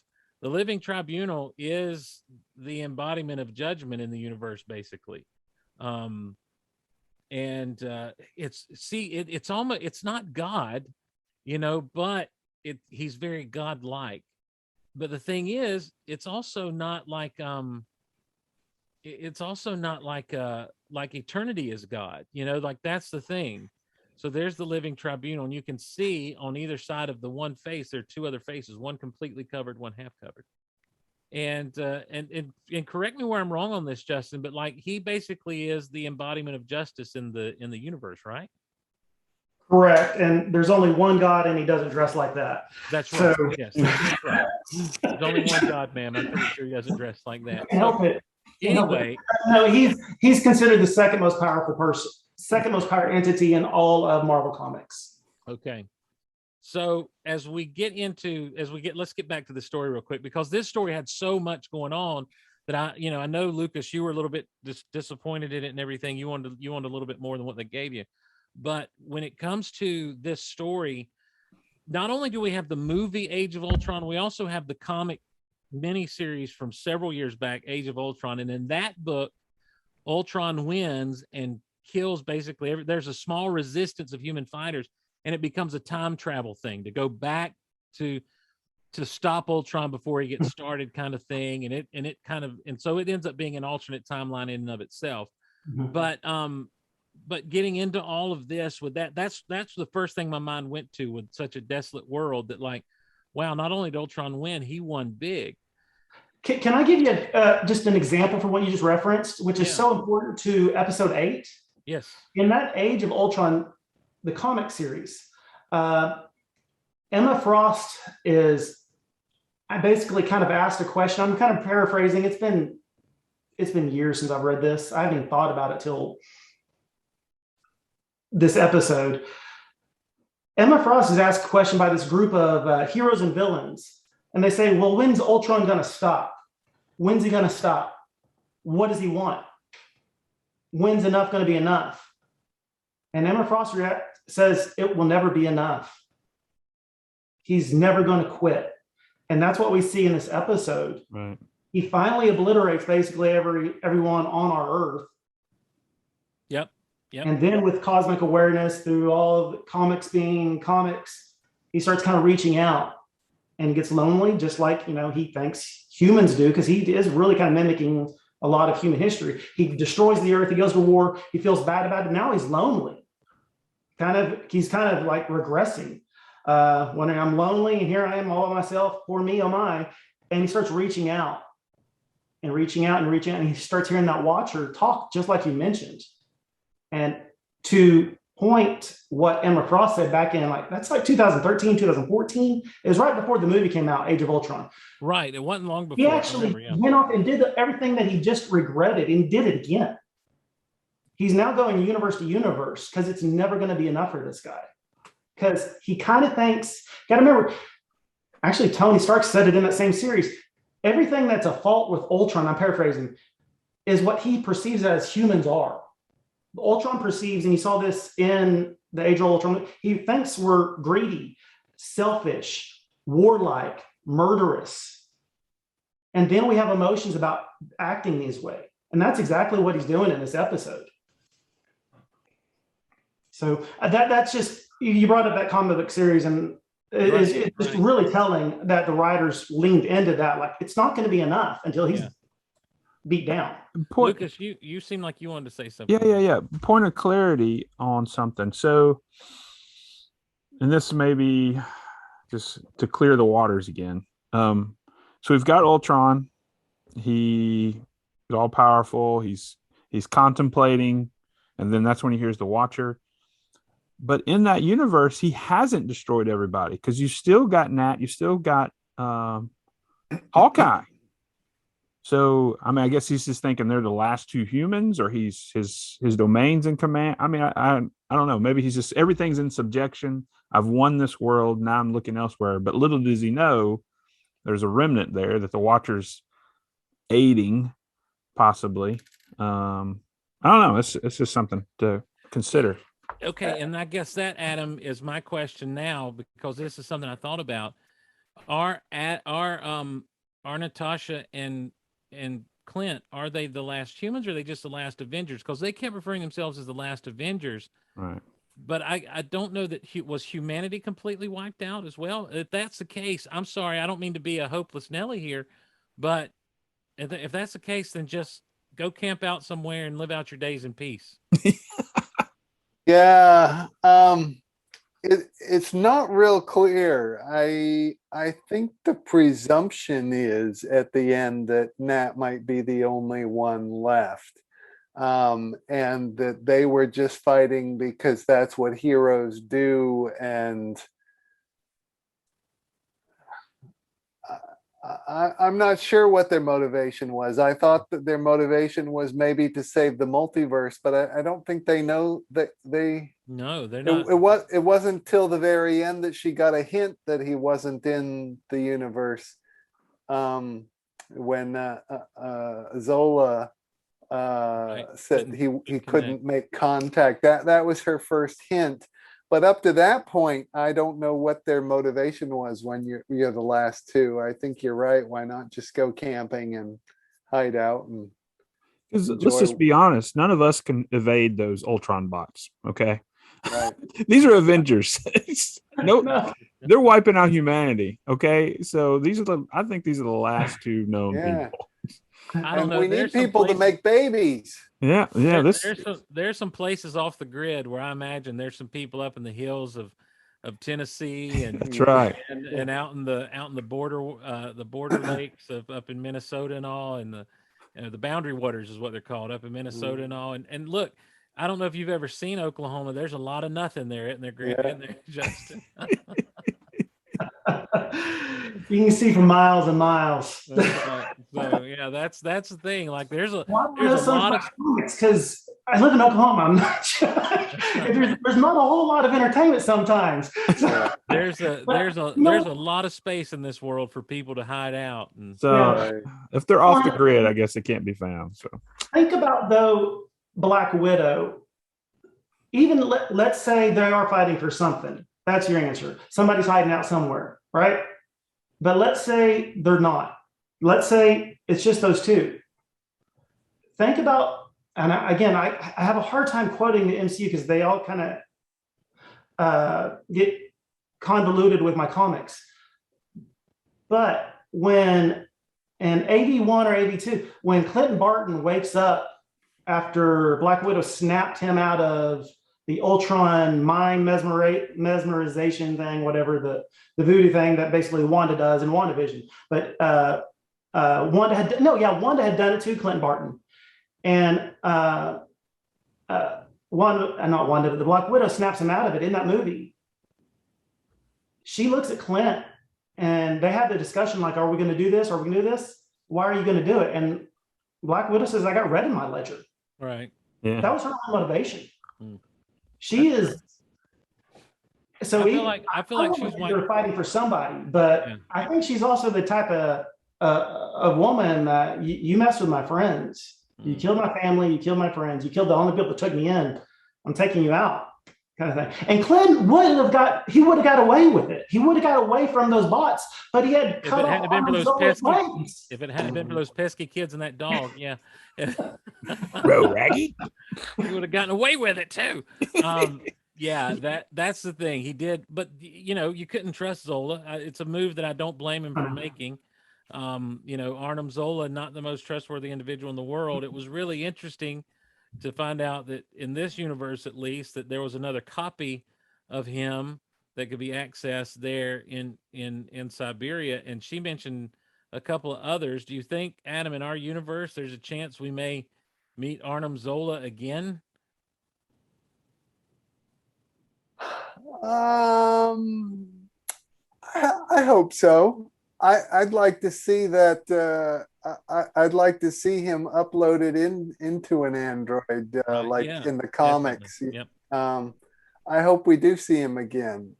We see here that there was more than one copy of him in this universe. So, yeah, he's an actor that's popular. I forget his name, but he's an accomplished actor. So he's a decent one to have back in again. So yeah, I agree. I think that it'd be so cool to have the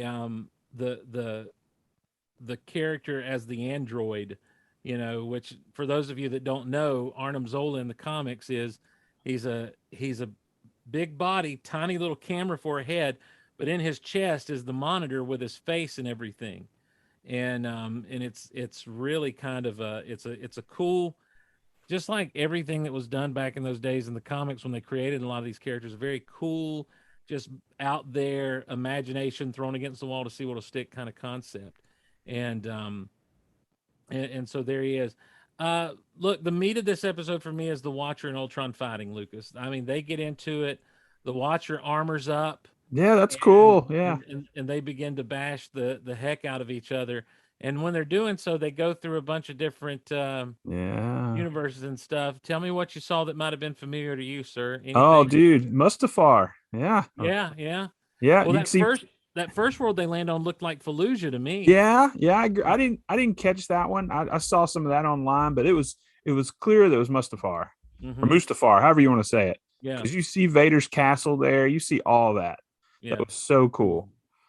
Well, and not to, we can't forget, the Death Star plans are not in the main computer comment that Clint makes too. So. Yeah. Right after an Indiana Jones reference. Yes. Yeah. And I like how he paused. He said, "Have you ever seen Raiders of the Lost Ark?" Like everyone calls it Raiders, but he's just making sure she says of the Lost Ark. And so there's definitely that reference. There's Fallujah. It does look like. In fact, I remember watching it and I thought, wow, if it were more colorful, that'd look like Fallujah. And I just kind of accepted that it was Fallujah. Okay. Or Fallujah. Because my Star Wars brain doesn't cut off. And so I'm kind of, there's always that, Star Wars mode that's there. And unfortunately or fortunately, however you want to look at that. Oh, that's fortunate. But yeah. But then he does this on Fallujah and they're in a desert all of a sudden. Mm-hmm. And so, of course, because my Star Wars brain's turned on, I'm like, well, there's Jakku. No, of course I'm not. There's Jakku. There's Tatooine. I was fixated, dude. What's wrong with you? I don't jump to Jakku. You know that. We're not going back to Jakku. We're going to Tatooine. If I'm going to have to go to the desert, I'm going to Tatooine. I hate sand. It's coarse. It's rough. It gets everywhere. But I missed the Mustafar thing. I didn't notice it until I saw some stuff talked about online. I missed the Mustafar. Oh, I saw that one. I didn't see that. I missed it. I didn't catch it. Yeah. Were there any other Easter eggs that you guys saw? Justin, was there anything that you saw in there that, not just that scene necessarily, but any other Easter eggs you might have noticed that escaped our attention? There is the fight scene between Uatu and Ultron. Going back to what you had said earlier, Steve, you're very correct. Uatu does not tend to intercede with things. He doesn't take a physical presence or come to blows. So that's what was kind of cool about it. Except he does it in the What If universe or in the What If comics. I do not know of any. Yes, and just in my own collection, sir, I have two where he does come to blows, and I pulled them out because it's What If 39 and What If 41, and it is such a cool graphic. I just wanted to throw it up here. It's so beautiful. Sometimes you see stuff that you had as a kid and you see it again, and then you just like get all these memories back. This is What If 41. Yes, What If 41. What if the Avengers had fought Galactus instead of the Fantastic Four? Yes. Check out that fight right there. Galactus and Uatu getting after it. Wow, cool. Hold on, hold it there. Lucas, make it screen big. Oh, yeah. Let's see if I can do it. Well, I don't know anything about copyright laws or anything like that. So yeah. No, you're fine. You can show stuff. You want me to hold it closer? Does that help? Yeah, I'm trying to make you the main deal. But if Lucas will make you the main deal, there you are. Like he doesn't know how to do that. It's been a while. Nice. Wow. Isn't that just beautiful? That is cool. So when I saw them fighting, I'm like, hold up. I've seen this before. So I don't have a whole lot of What Ifs, less than 20. And I did have 39 and 41. And just in my collection, those are the two times where Uatu actually did come to blows and actually was like, forget it. Gloves are coming off. We're throwing. Wait a second. And What If 39? You're talking about the original What If series 39? Yes, I believe so. What if I Thor battled? Wrong number. I didn't bring it in here, but I might have wrote down the wrong number. You talking about What If Thor battled Conan? Ooh, I think I wrote down the wrong number because I don't have that one. Okay, well that's what I found in my googliness. Well, there is a Uatu right there. Yeah, he's back there. He's overseeing the thing. He's almost like the referee from Karate Kid. Just calling the point. My list. I'm such a geek, guys. I've got a notebook. It's my 6th iteration of notebooks. Every comic book I own. And according to my list, I have 39. But I didn't bring it in here. But yeah, I don't recognize that cover, to be honest with you. But I'm pretty sure that's got to be it. I'm going to tell you straight up, as I see this now, it's an issue I've got to get my hands on. I'll have to drag my long boxes down, and according to my notebook, I got it. So yeah. Well, that's some good stuff. The other one, of course, was 41, and that's the one where you showed us the image from. Is What If the Avengers fought Galactus? Yes, instead of the Fantastic Four as originally, right? That's in your wheelhouse. Now I'm looking. Let me see here. That issue 40. You may be right if it's volume 2, because that is a volume 2 issue. It would not surprise me if I get my volumes 1, 2, and 3 through whatever mixed up, because it's hard to say what one source uses as a volume in Marvel Comics. I'm not going to get into all that. Well, you have the volume 1 of What If was in the 77 to 80. Okay. And volume 2 was like 87 to 93 or 94, something like that. And so that's so yeah. And the only reason I know is because the minute I looked at the cover here up close, it's I recognize it as the more modern style. The more modern style of the What If, because What If 41 in the first series was what if the Submariner had saved Atlantis from its destiny. So yeah, I know. Yeah. Okay. All right. Well, there you go. I got one of them. So let me do this real quick then. Let me see What If volume 2, number 39. And let's pull this up and see what we got here. What if Watcher saved the universe? You're right, buddy. Hey, do I have that?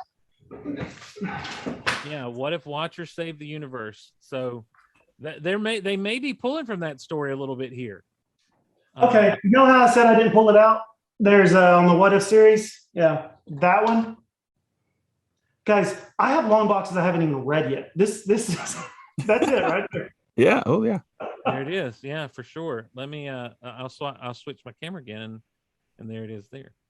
Man, I really wish I'd have glanced at this. I pulled it out. Oh, okay. Awesome. Here we go. Yeah. Nice. Yeah, Well, the point is, Justin, you were right. The Watcher gets involved in the What If universe. in the What If series, but not like in the main stories that we know. That he definitely tries not to. Right. Tries not to. Yeah, see, that's $1.25 originally. So yeah, Marvel Comics number 39 would have been. It was the 30th anniversary of 1992.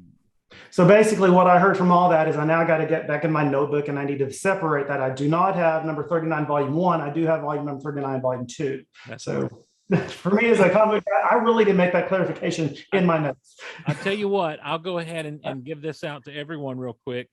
Comicspriceguide.com. Comicspriceguide.com. You don't necessarily want to use it for price. You can use it to catalog, but it's also a good tool to help you kind of see covers and that sort of thing across the board. So like that, and it also helps you kind of see, oh, this is volume 1, this is volume 2, and because it gives the years and everything, and really helps out a lot. But anyway, once again, I told you guys, Justin knows the comics. I do. I get them confused, but I get my kids' names. That's awesome. No, dude, I think it's great. I didn't know about those 2 issues of What If, and I didn't know about What If Thor Fought Conan, and so I have several new goals in my collecting now to dig into. So, well, maybe I can cosplay Uatu and shave my head one day. Yes, do it. So this whole thing, this thing opens up, Lucas. The Watcher says, "This one breaks my heart." Yeah.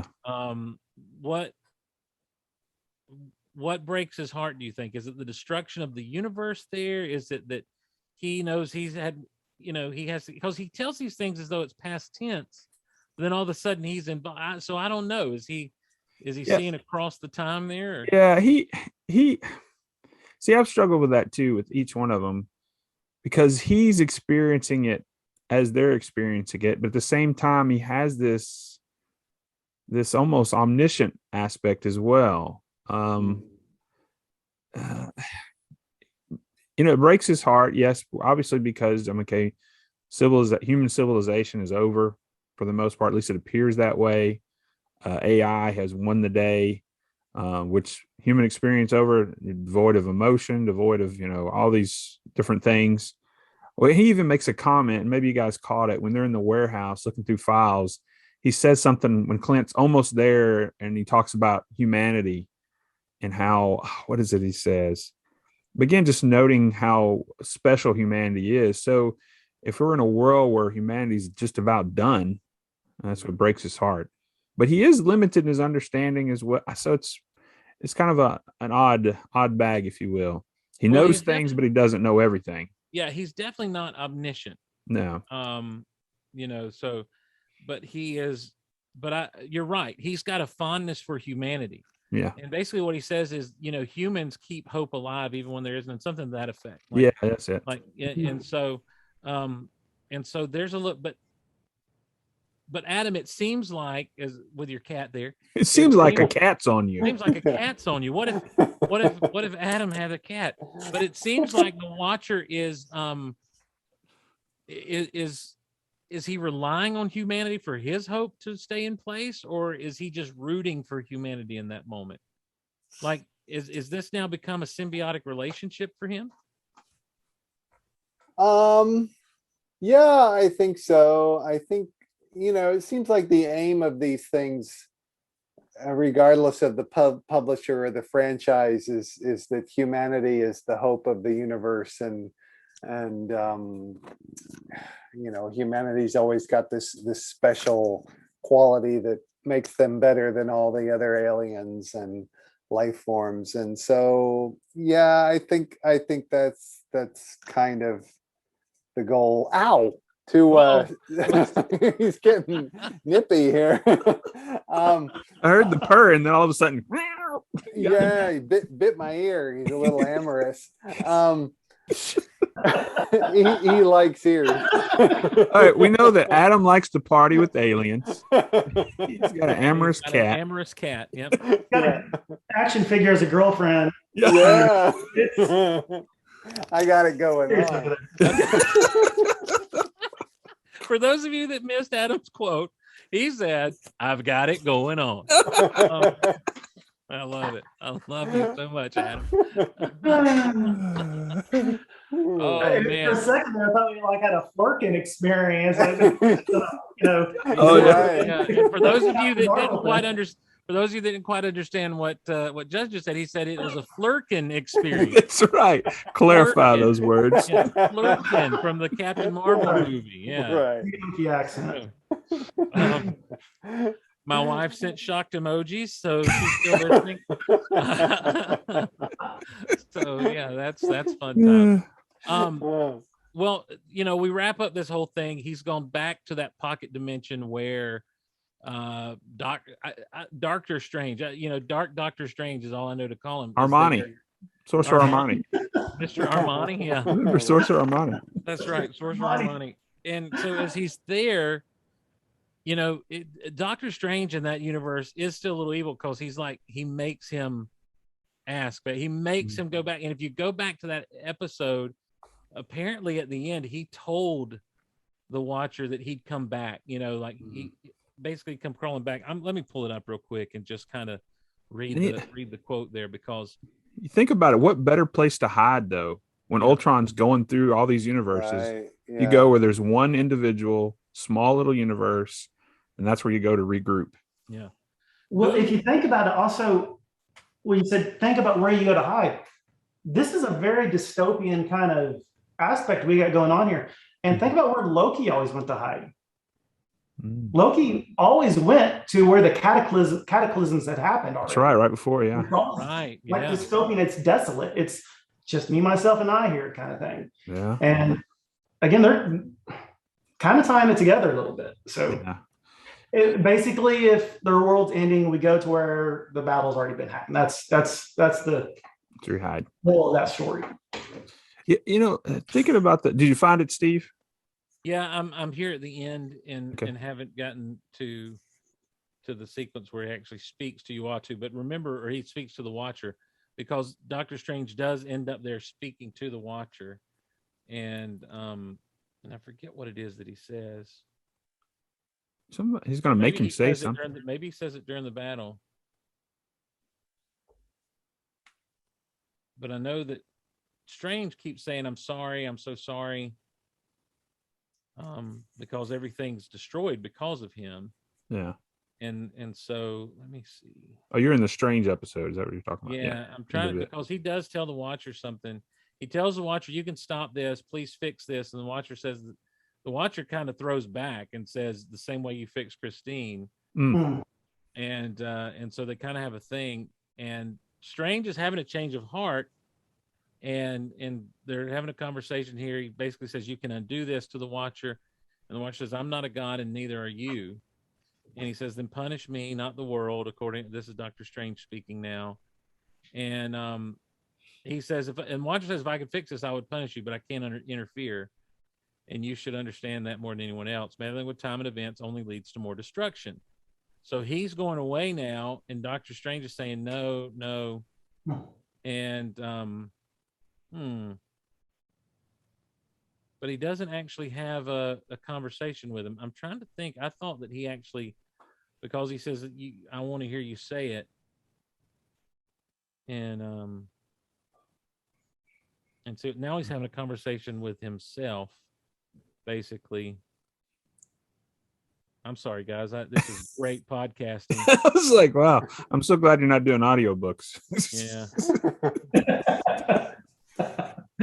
You could do great audiobooks, though, Steve. You have enough voices in you. You could do it. I don't think that's true. I don't think that's true at all.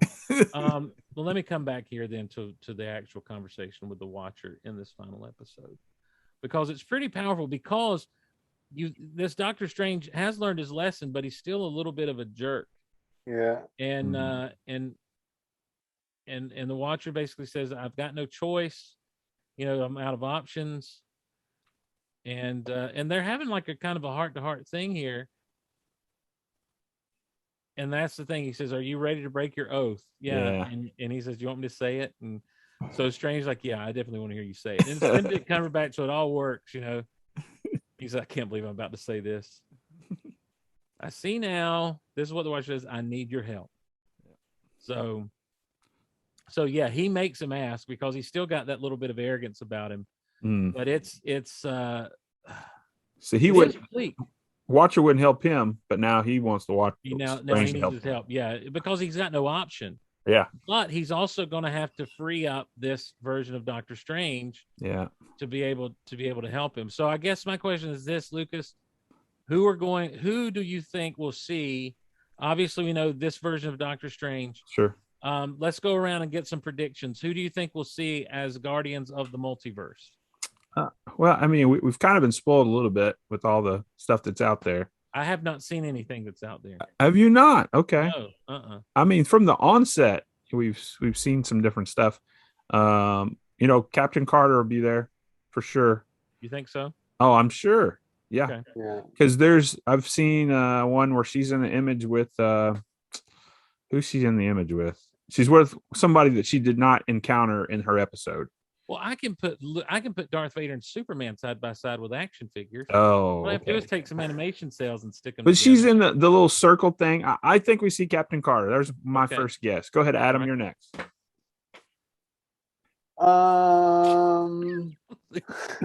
Wow, I just saw a little bit of the prophet come out in you there, Lucas. How about Spider-Man from Zombie World? Yeah. Nice. Yeah.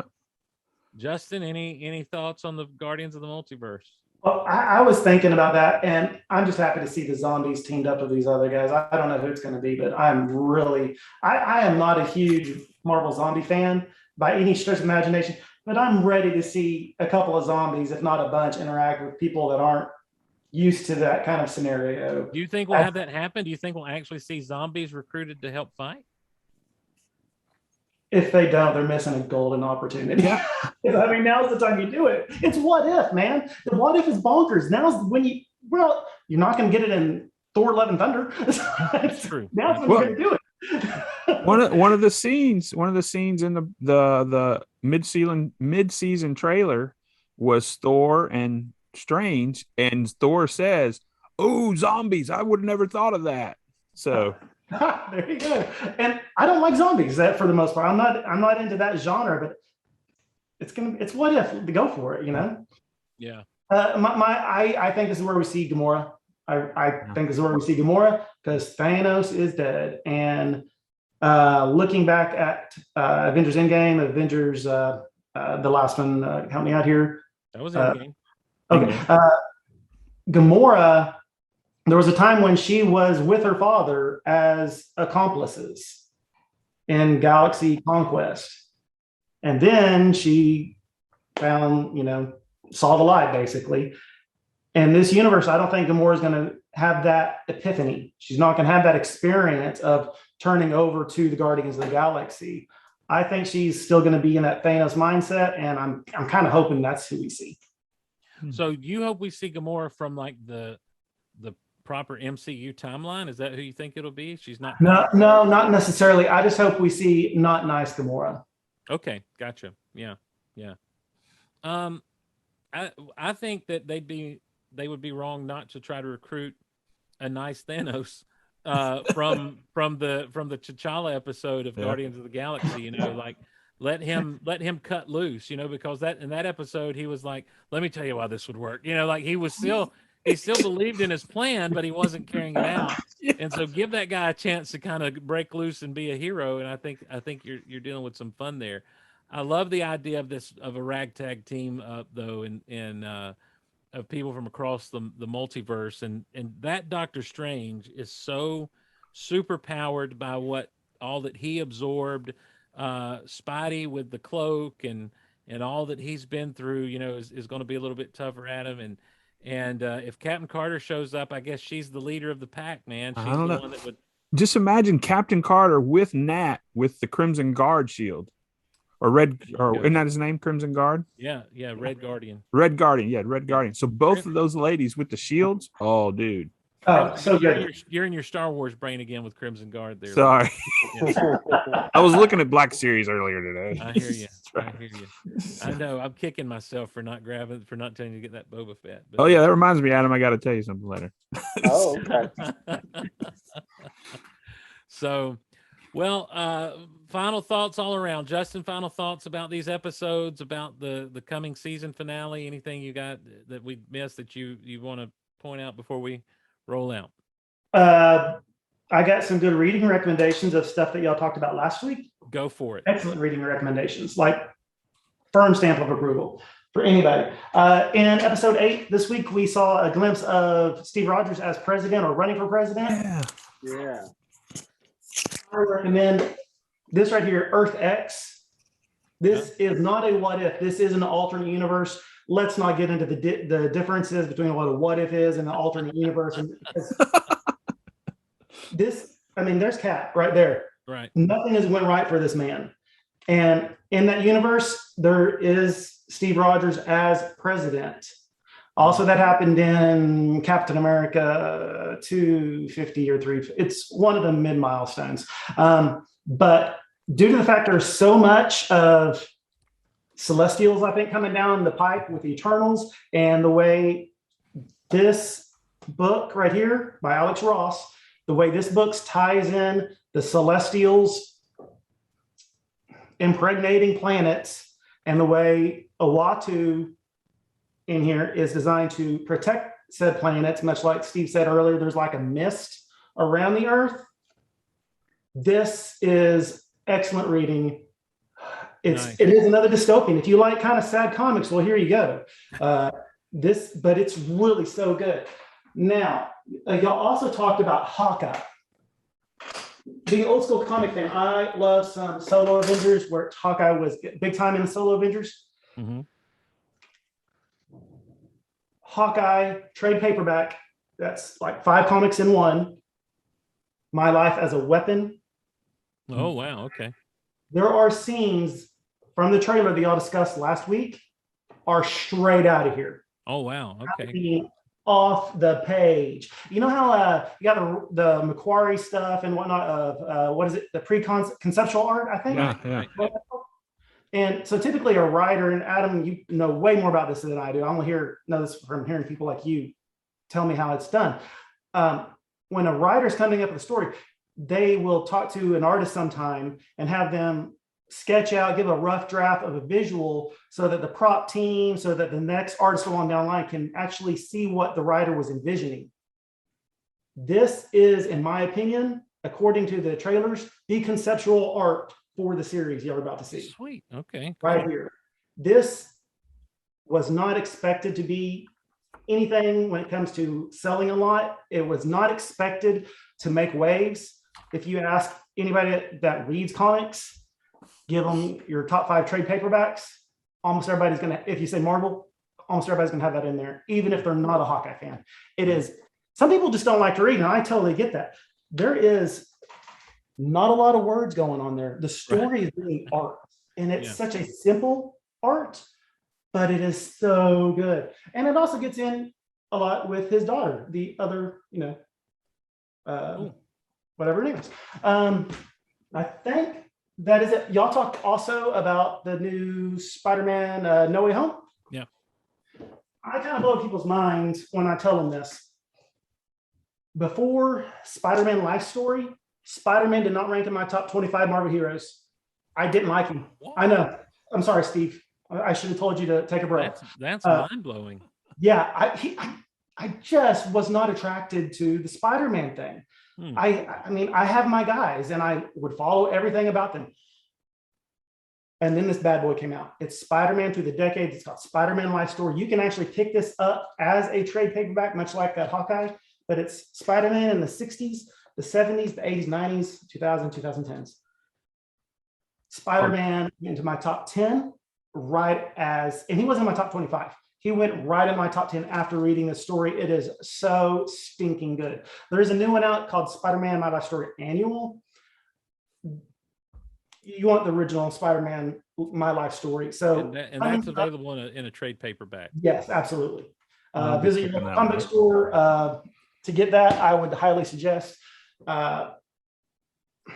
Goodness, I think with everything coming down, people are going to want to know a little bit more about Spider-Man outside the MCU, and that does a great job of explaining why he does what he does, all the way down to why he is such a sarcastic character, all the way down to his daily trials as, you know, he's a tough luck kind of guy.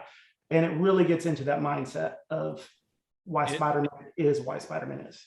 On the Marvel Unlimited app, they're doing the Fantastic Four life story. And I got to tell you, Spider-Man life story 1,000 times better than the Fantastic Four. They're really ruining. They're making the Fantastic Four out to be just absolute jerks and losers and stuff. And no offense to Marvel, I put down Fantastic Four life story, and I will not be finishing the series. Yeah, I haven't been happy with it. I've read 2. Spider-Man life story. They were trying to do the Spider-Man thing with the Fantastic Four, and not even close. No, they failed. They failed. Yeah, they failed as far as I can. Oh, like it is. All right. So reading recommendations. Lastly, I'm sorry I'm taking so much of your time. Reading recommendations. Y'all have already been pushing Mr. Adam Bray's book so good, and I'll push it because right now, if I'm having a hard time going to sleep at night and I just need to kind of wind down, I'm a comic book guy. Hey, I love the Bible, but sometimes I want to geek out too. You know, I want to get out of this crazy 2021. Preach it, brother, preach. I love the Bible. 1,200 characters.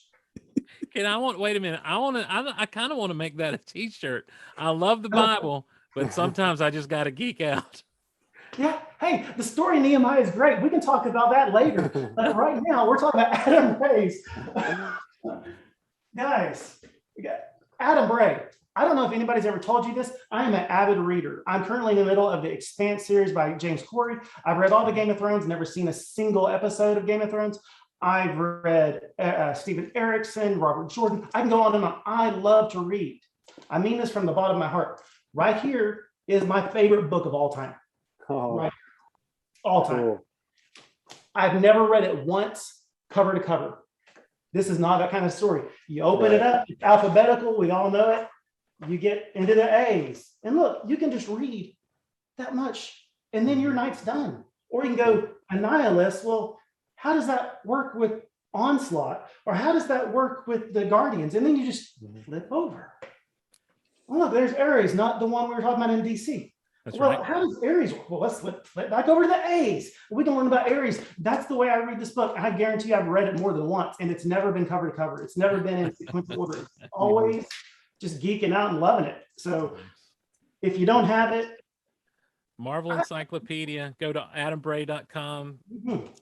There's when my daughter has one of her friends come over, she knows right where this is kept. And almost every other time she comes over, she goes and grabs it. So cool. It's amazing. So reading recommendations. I think that's everything I had to say. All right. Lucas, any final thoughts before we wrap it up, buddy? Well, I've got 4 quick things, but I want to save the 4th for the very last thing. So okay, great. Okay. Great. Number 1, and you guys may have touched on it when I was away. I love the catchy things that Captain Marvel said in both episodes. She sees Thor, hey, White Snake, you know. Yes, yeah, that's right. And then Skynet and killer robot movies. Referring to Terminator. What was the third thing? Oh, I cannot believe, and maybe you said this, Steve, when Thor, is cleaning up the party, I guess you could say, before his mom shows up. And he goes and fixes the Leaning Tower of Pisa like Superman and Superman 3. Superman 3, yes. I didn't think about mentioning that. That's on me. I should have mentioned that. Yeah, Superman 3. I loved it. One other thing before we wait to the end. One of the problems I think I did have with the Ultron episode is because it wasn't James Spader's voice. Dude, he's awesome. All right, you just became my wife's best friend. As I said earlier, she was saying that the whole time. Why couldn't they get James Spader? Why couldn't they get James Spader? I mean, they get everybody else for the most part. That guy, he made Ultron for me. Just his demeanor, I could see his body language when Ultron was doing his thing in the movie. So that's all I got, other than the last comment. So, Adam, you got any final thoughts to wrap up before we rock and roll out of here? I like Ike. No. No, not really. All right, great. I think Good. everything's good. Good deal. Well, let me get all the plugs in here. Chewie's Cantina, great toy collecting group over on Facebook. You can get there by going to geekoutonline.com/group, and it'll take you. Wait, no, geekoutonline.com/cantina. Cantina, yeah. Will take you to Chewie's Cantina. Geekoutonline.com/group will take you to the Guardians of the Gulliverse group, where we welcome you to come and just geek out with us as often as you can there on Facebook. There are Amazon links at geekoutonline.com and geekoutpodcast.com. There's also Amazon links at adambray.com. So wherever you want to help spread the schmolians by doing that kind of stuff, but do make sure you go to adambray.com and grab from him, as long as he's got it and available to sign and ship to you. The Marvel Encyclopedia. Adam, what else are you holding right now? You've got the Marvel MCU characters. The Marvel Studios Visual Dictionary, Marvel Studios Character Encyclopedia, Marvel Studios 101, Marvel Absolutely Everything You Need to Know, and Ultimate Marvel, now available in paperback for half the price. And most of my books are available in Spanish as well. Okay. So that's what Adam's holding right now, and you can reach out to him at adambray.com or on the socials at author Adam Bray, and he'll hook you up with signed copies, and what you'll be happy to have done that. Great for holiday gifts. If you're in a position to support the channel, we invite you to go to patreon.com/geekoutloud and do so. We dropped 2 lost episodes of the Big Honkin' Show today on the Patreon. One very short, one I'd forgotten all about, where Brian Q. Miller, comic writer and donut expert, stops in to talk with myself and Derek Russell about a donut controversy. And then Derek gets out of the shower to talk to me. So you got to check that out. And over at Patreon, if you're so inclined to help us out there, we invite you to do so. Also, email us. I'd love to hear from you. geekoutonline@gmail.com. geekoutonline@gmail.com. I think we might have had, we had an email about Star Wars Visions, not about What If. So yeah, we need to talk about that. I want to talk about it sometime. Okay, we can do that, I guess, at some point. You're so excited. Well, anyway, I have not seen it yet, in all honesty. Adam, you need to watch it. I want to hear your take on it, man. I feel like they peaked in the first. I feel like they peaked in the first episode, and it was all downhill from there. Did you watch the 5th episode? I did. I didn't care for it. Oh, you heard me. I heard you, and it hurt my heart. I'm sorry. I'm sorry. Definitely didn't like the 2nd episode. No. And honestly, the only reason I like the 1st episode, I think, is because I feel like I'm supposed to, because it's so artsy. But it also feels very classic and very it feels like a lost piece of animation that's been found, and brought to the States. Yes. And they're writing a novel that goes along with that first. I know, one. and that's where my real frustration comes in. All right, this is a different show. Anyway. So check us out, geekoutonline@gmail.com. We'd love to hear from you. If you happen to be watching this on YouTube, and I know some of you are, please make sure you like and subscribe if you haven't. Liking and subscribing helps the channel out, and we've got a 300 subscriber celebration coming up very soon, live stream. It's basically going to be, I've got a huge stack of comics to show off in the hall that I've picked up at local place here, and on eBay, and just dug out of my old collection as I'm kind of going back through it as well. So some fun stuff, nowhere near what Justin's able to pull out for us, but some fun stuff nonetheless. So I know what you're kind of looking at. I'll keep my eyes open for some of those. Well, I've talked to Lucas about doing something that I've seen other channels kind of do with different things. We've seen one person in the Facebook world, in the Star Wars collecting world, take $100 bill and say that he can turn that $100 bill into a complete set of the original 96 Star Wars figures. I think he abandoned that, by the way. Did he really? Okay. I never heard him more after the first month. Well, I guess he was wrong. But I have seen one figure he's really after. Right. Well, what he was doing is he would buy some at yard sales and stuff for cheap, and then resell them to build up the thing, and then maybe keep some for the collection here and there. I've seen it. There's a guy on YouTube that's done a game collection that way. He took $10. He started with $10, and went to like thrift stores and antique malls and stuff, and would find where they're selling games for like $2, and he would pick up some for his collection, sell others, and kind of continue to build on that. And so I'm thinking of doing that with comics, maybe trying to do that with comics. I shouldn't even say it out loud, but do the $20 comic book collection where we start with just $20 and we try to flip some comics. We try to see what we can get out there. And what I'd like to do is put together a complete run of Marvel 2-in-1 starring The Thing. And let that kind of be, see if we can turn $20 into a complete run of Marvel 2-in-1. So if we start that up, we'll definitely show you. And then what I would do is when we go places and I find comics places, would kind of film that and, record that at least on my phone for now and show that off. And we're planning to record a road trip up to different places. Yeah, we want to do a road trip up to Mountain Man Comics and record that a little bit. And so there's a lot of things we want to do for the YouTube, but we need your help in liking, subscribing, and being a part of that over there, if you will. Yep. So, well, that's going to wrap it up for us. For my last point. I'm there. I'm going to give it to you. Just trust me, Lucas. Trust me. Okay. Just trust me. For Adam Bray, for a good friend Justin Grant, for Lucas Butler, I'm Steve Glosson. Tune in next time when you might hear Lucas with this thought. Okay, here it is. I don't know if it's a thought, but the scene when we have Zola and Nat and Hawkeye, and we hear Hawkeye's middle name, Francis. Okay. He's named after his Meemaw. I need to hear from each one of you guys. What was the name of your grandmother? What'd you call her? Comment below. What, Steve? What did you call it? What's the name of your grandma? What'd you call her? Your grandmother. You want us all here to do that? Yes, okay. Of course. You too. I had a grandma and a mama. Okay. But we also had Granny Harper, who was our great grandmother. Okay. What about you, Adam? I had a grandma and a Mammy. Oh. From Georgia. Okay. And I had a granny, and all the rest were regular grandpa, grandmas. Okay. All right, Justin, what about it? The grandmother that I grew up with, I spent 2 summers with her, was my Mimi.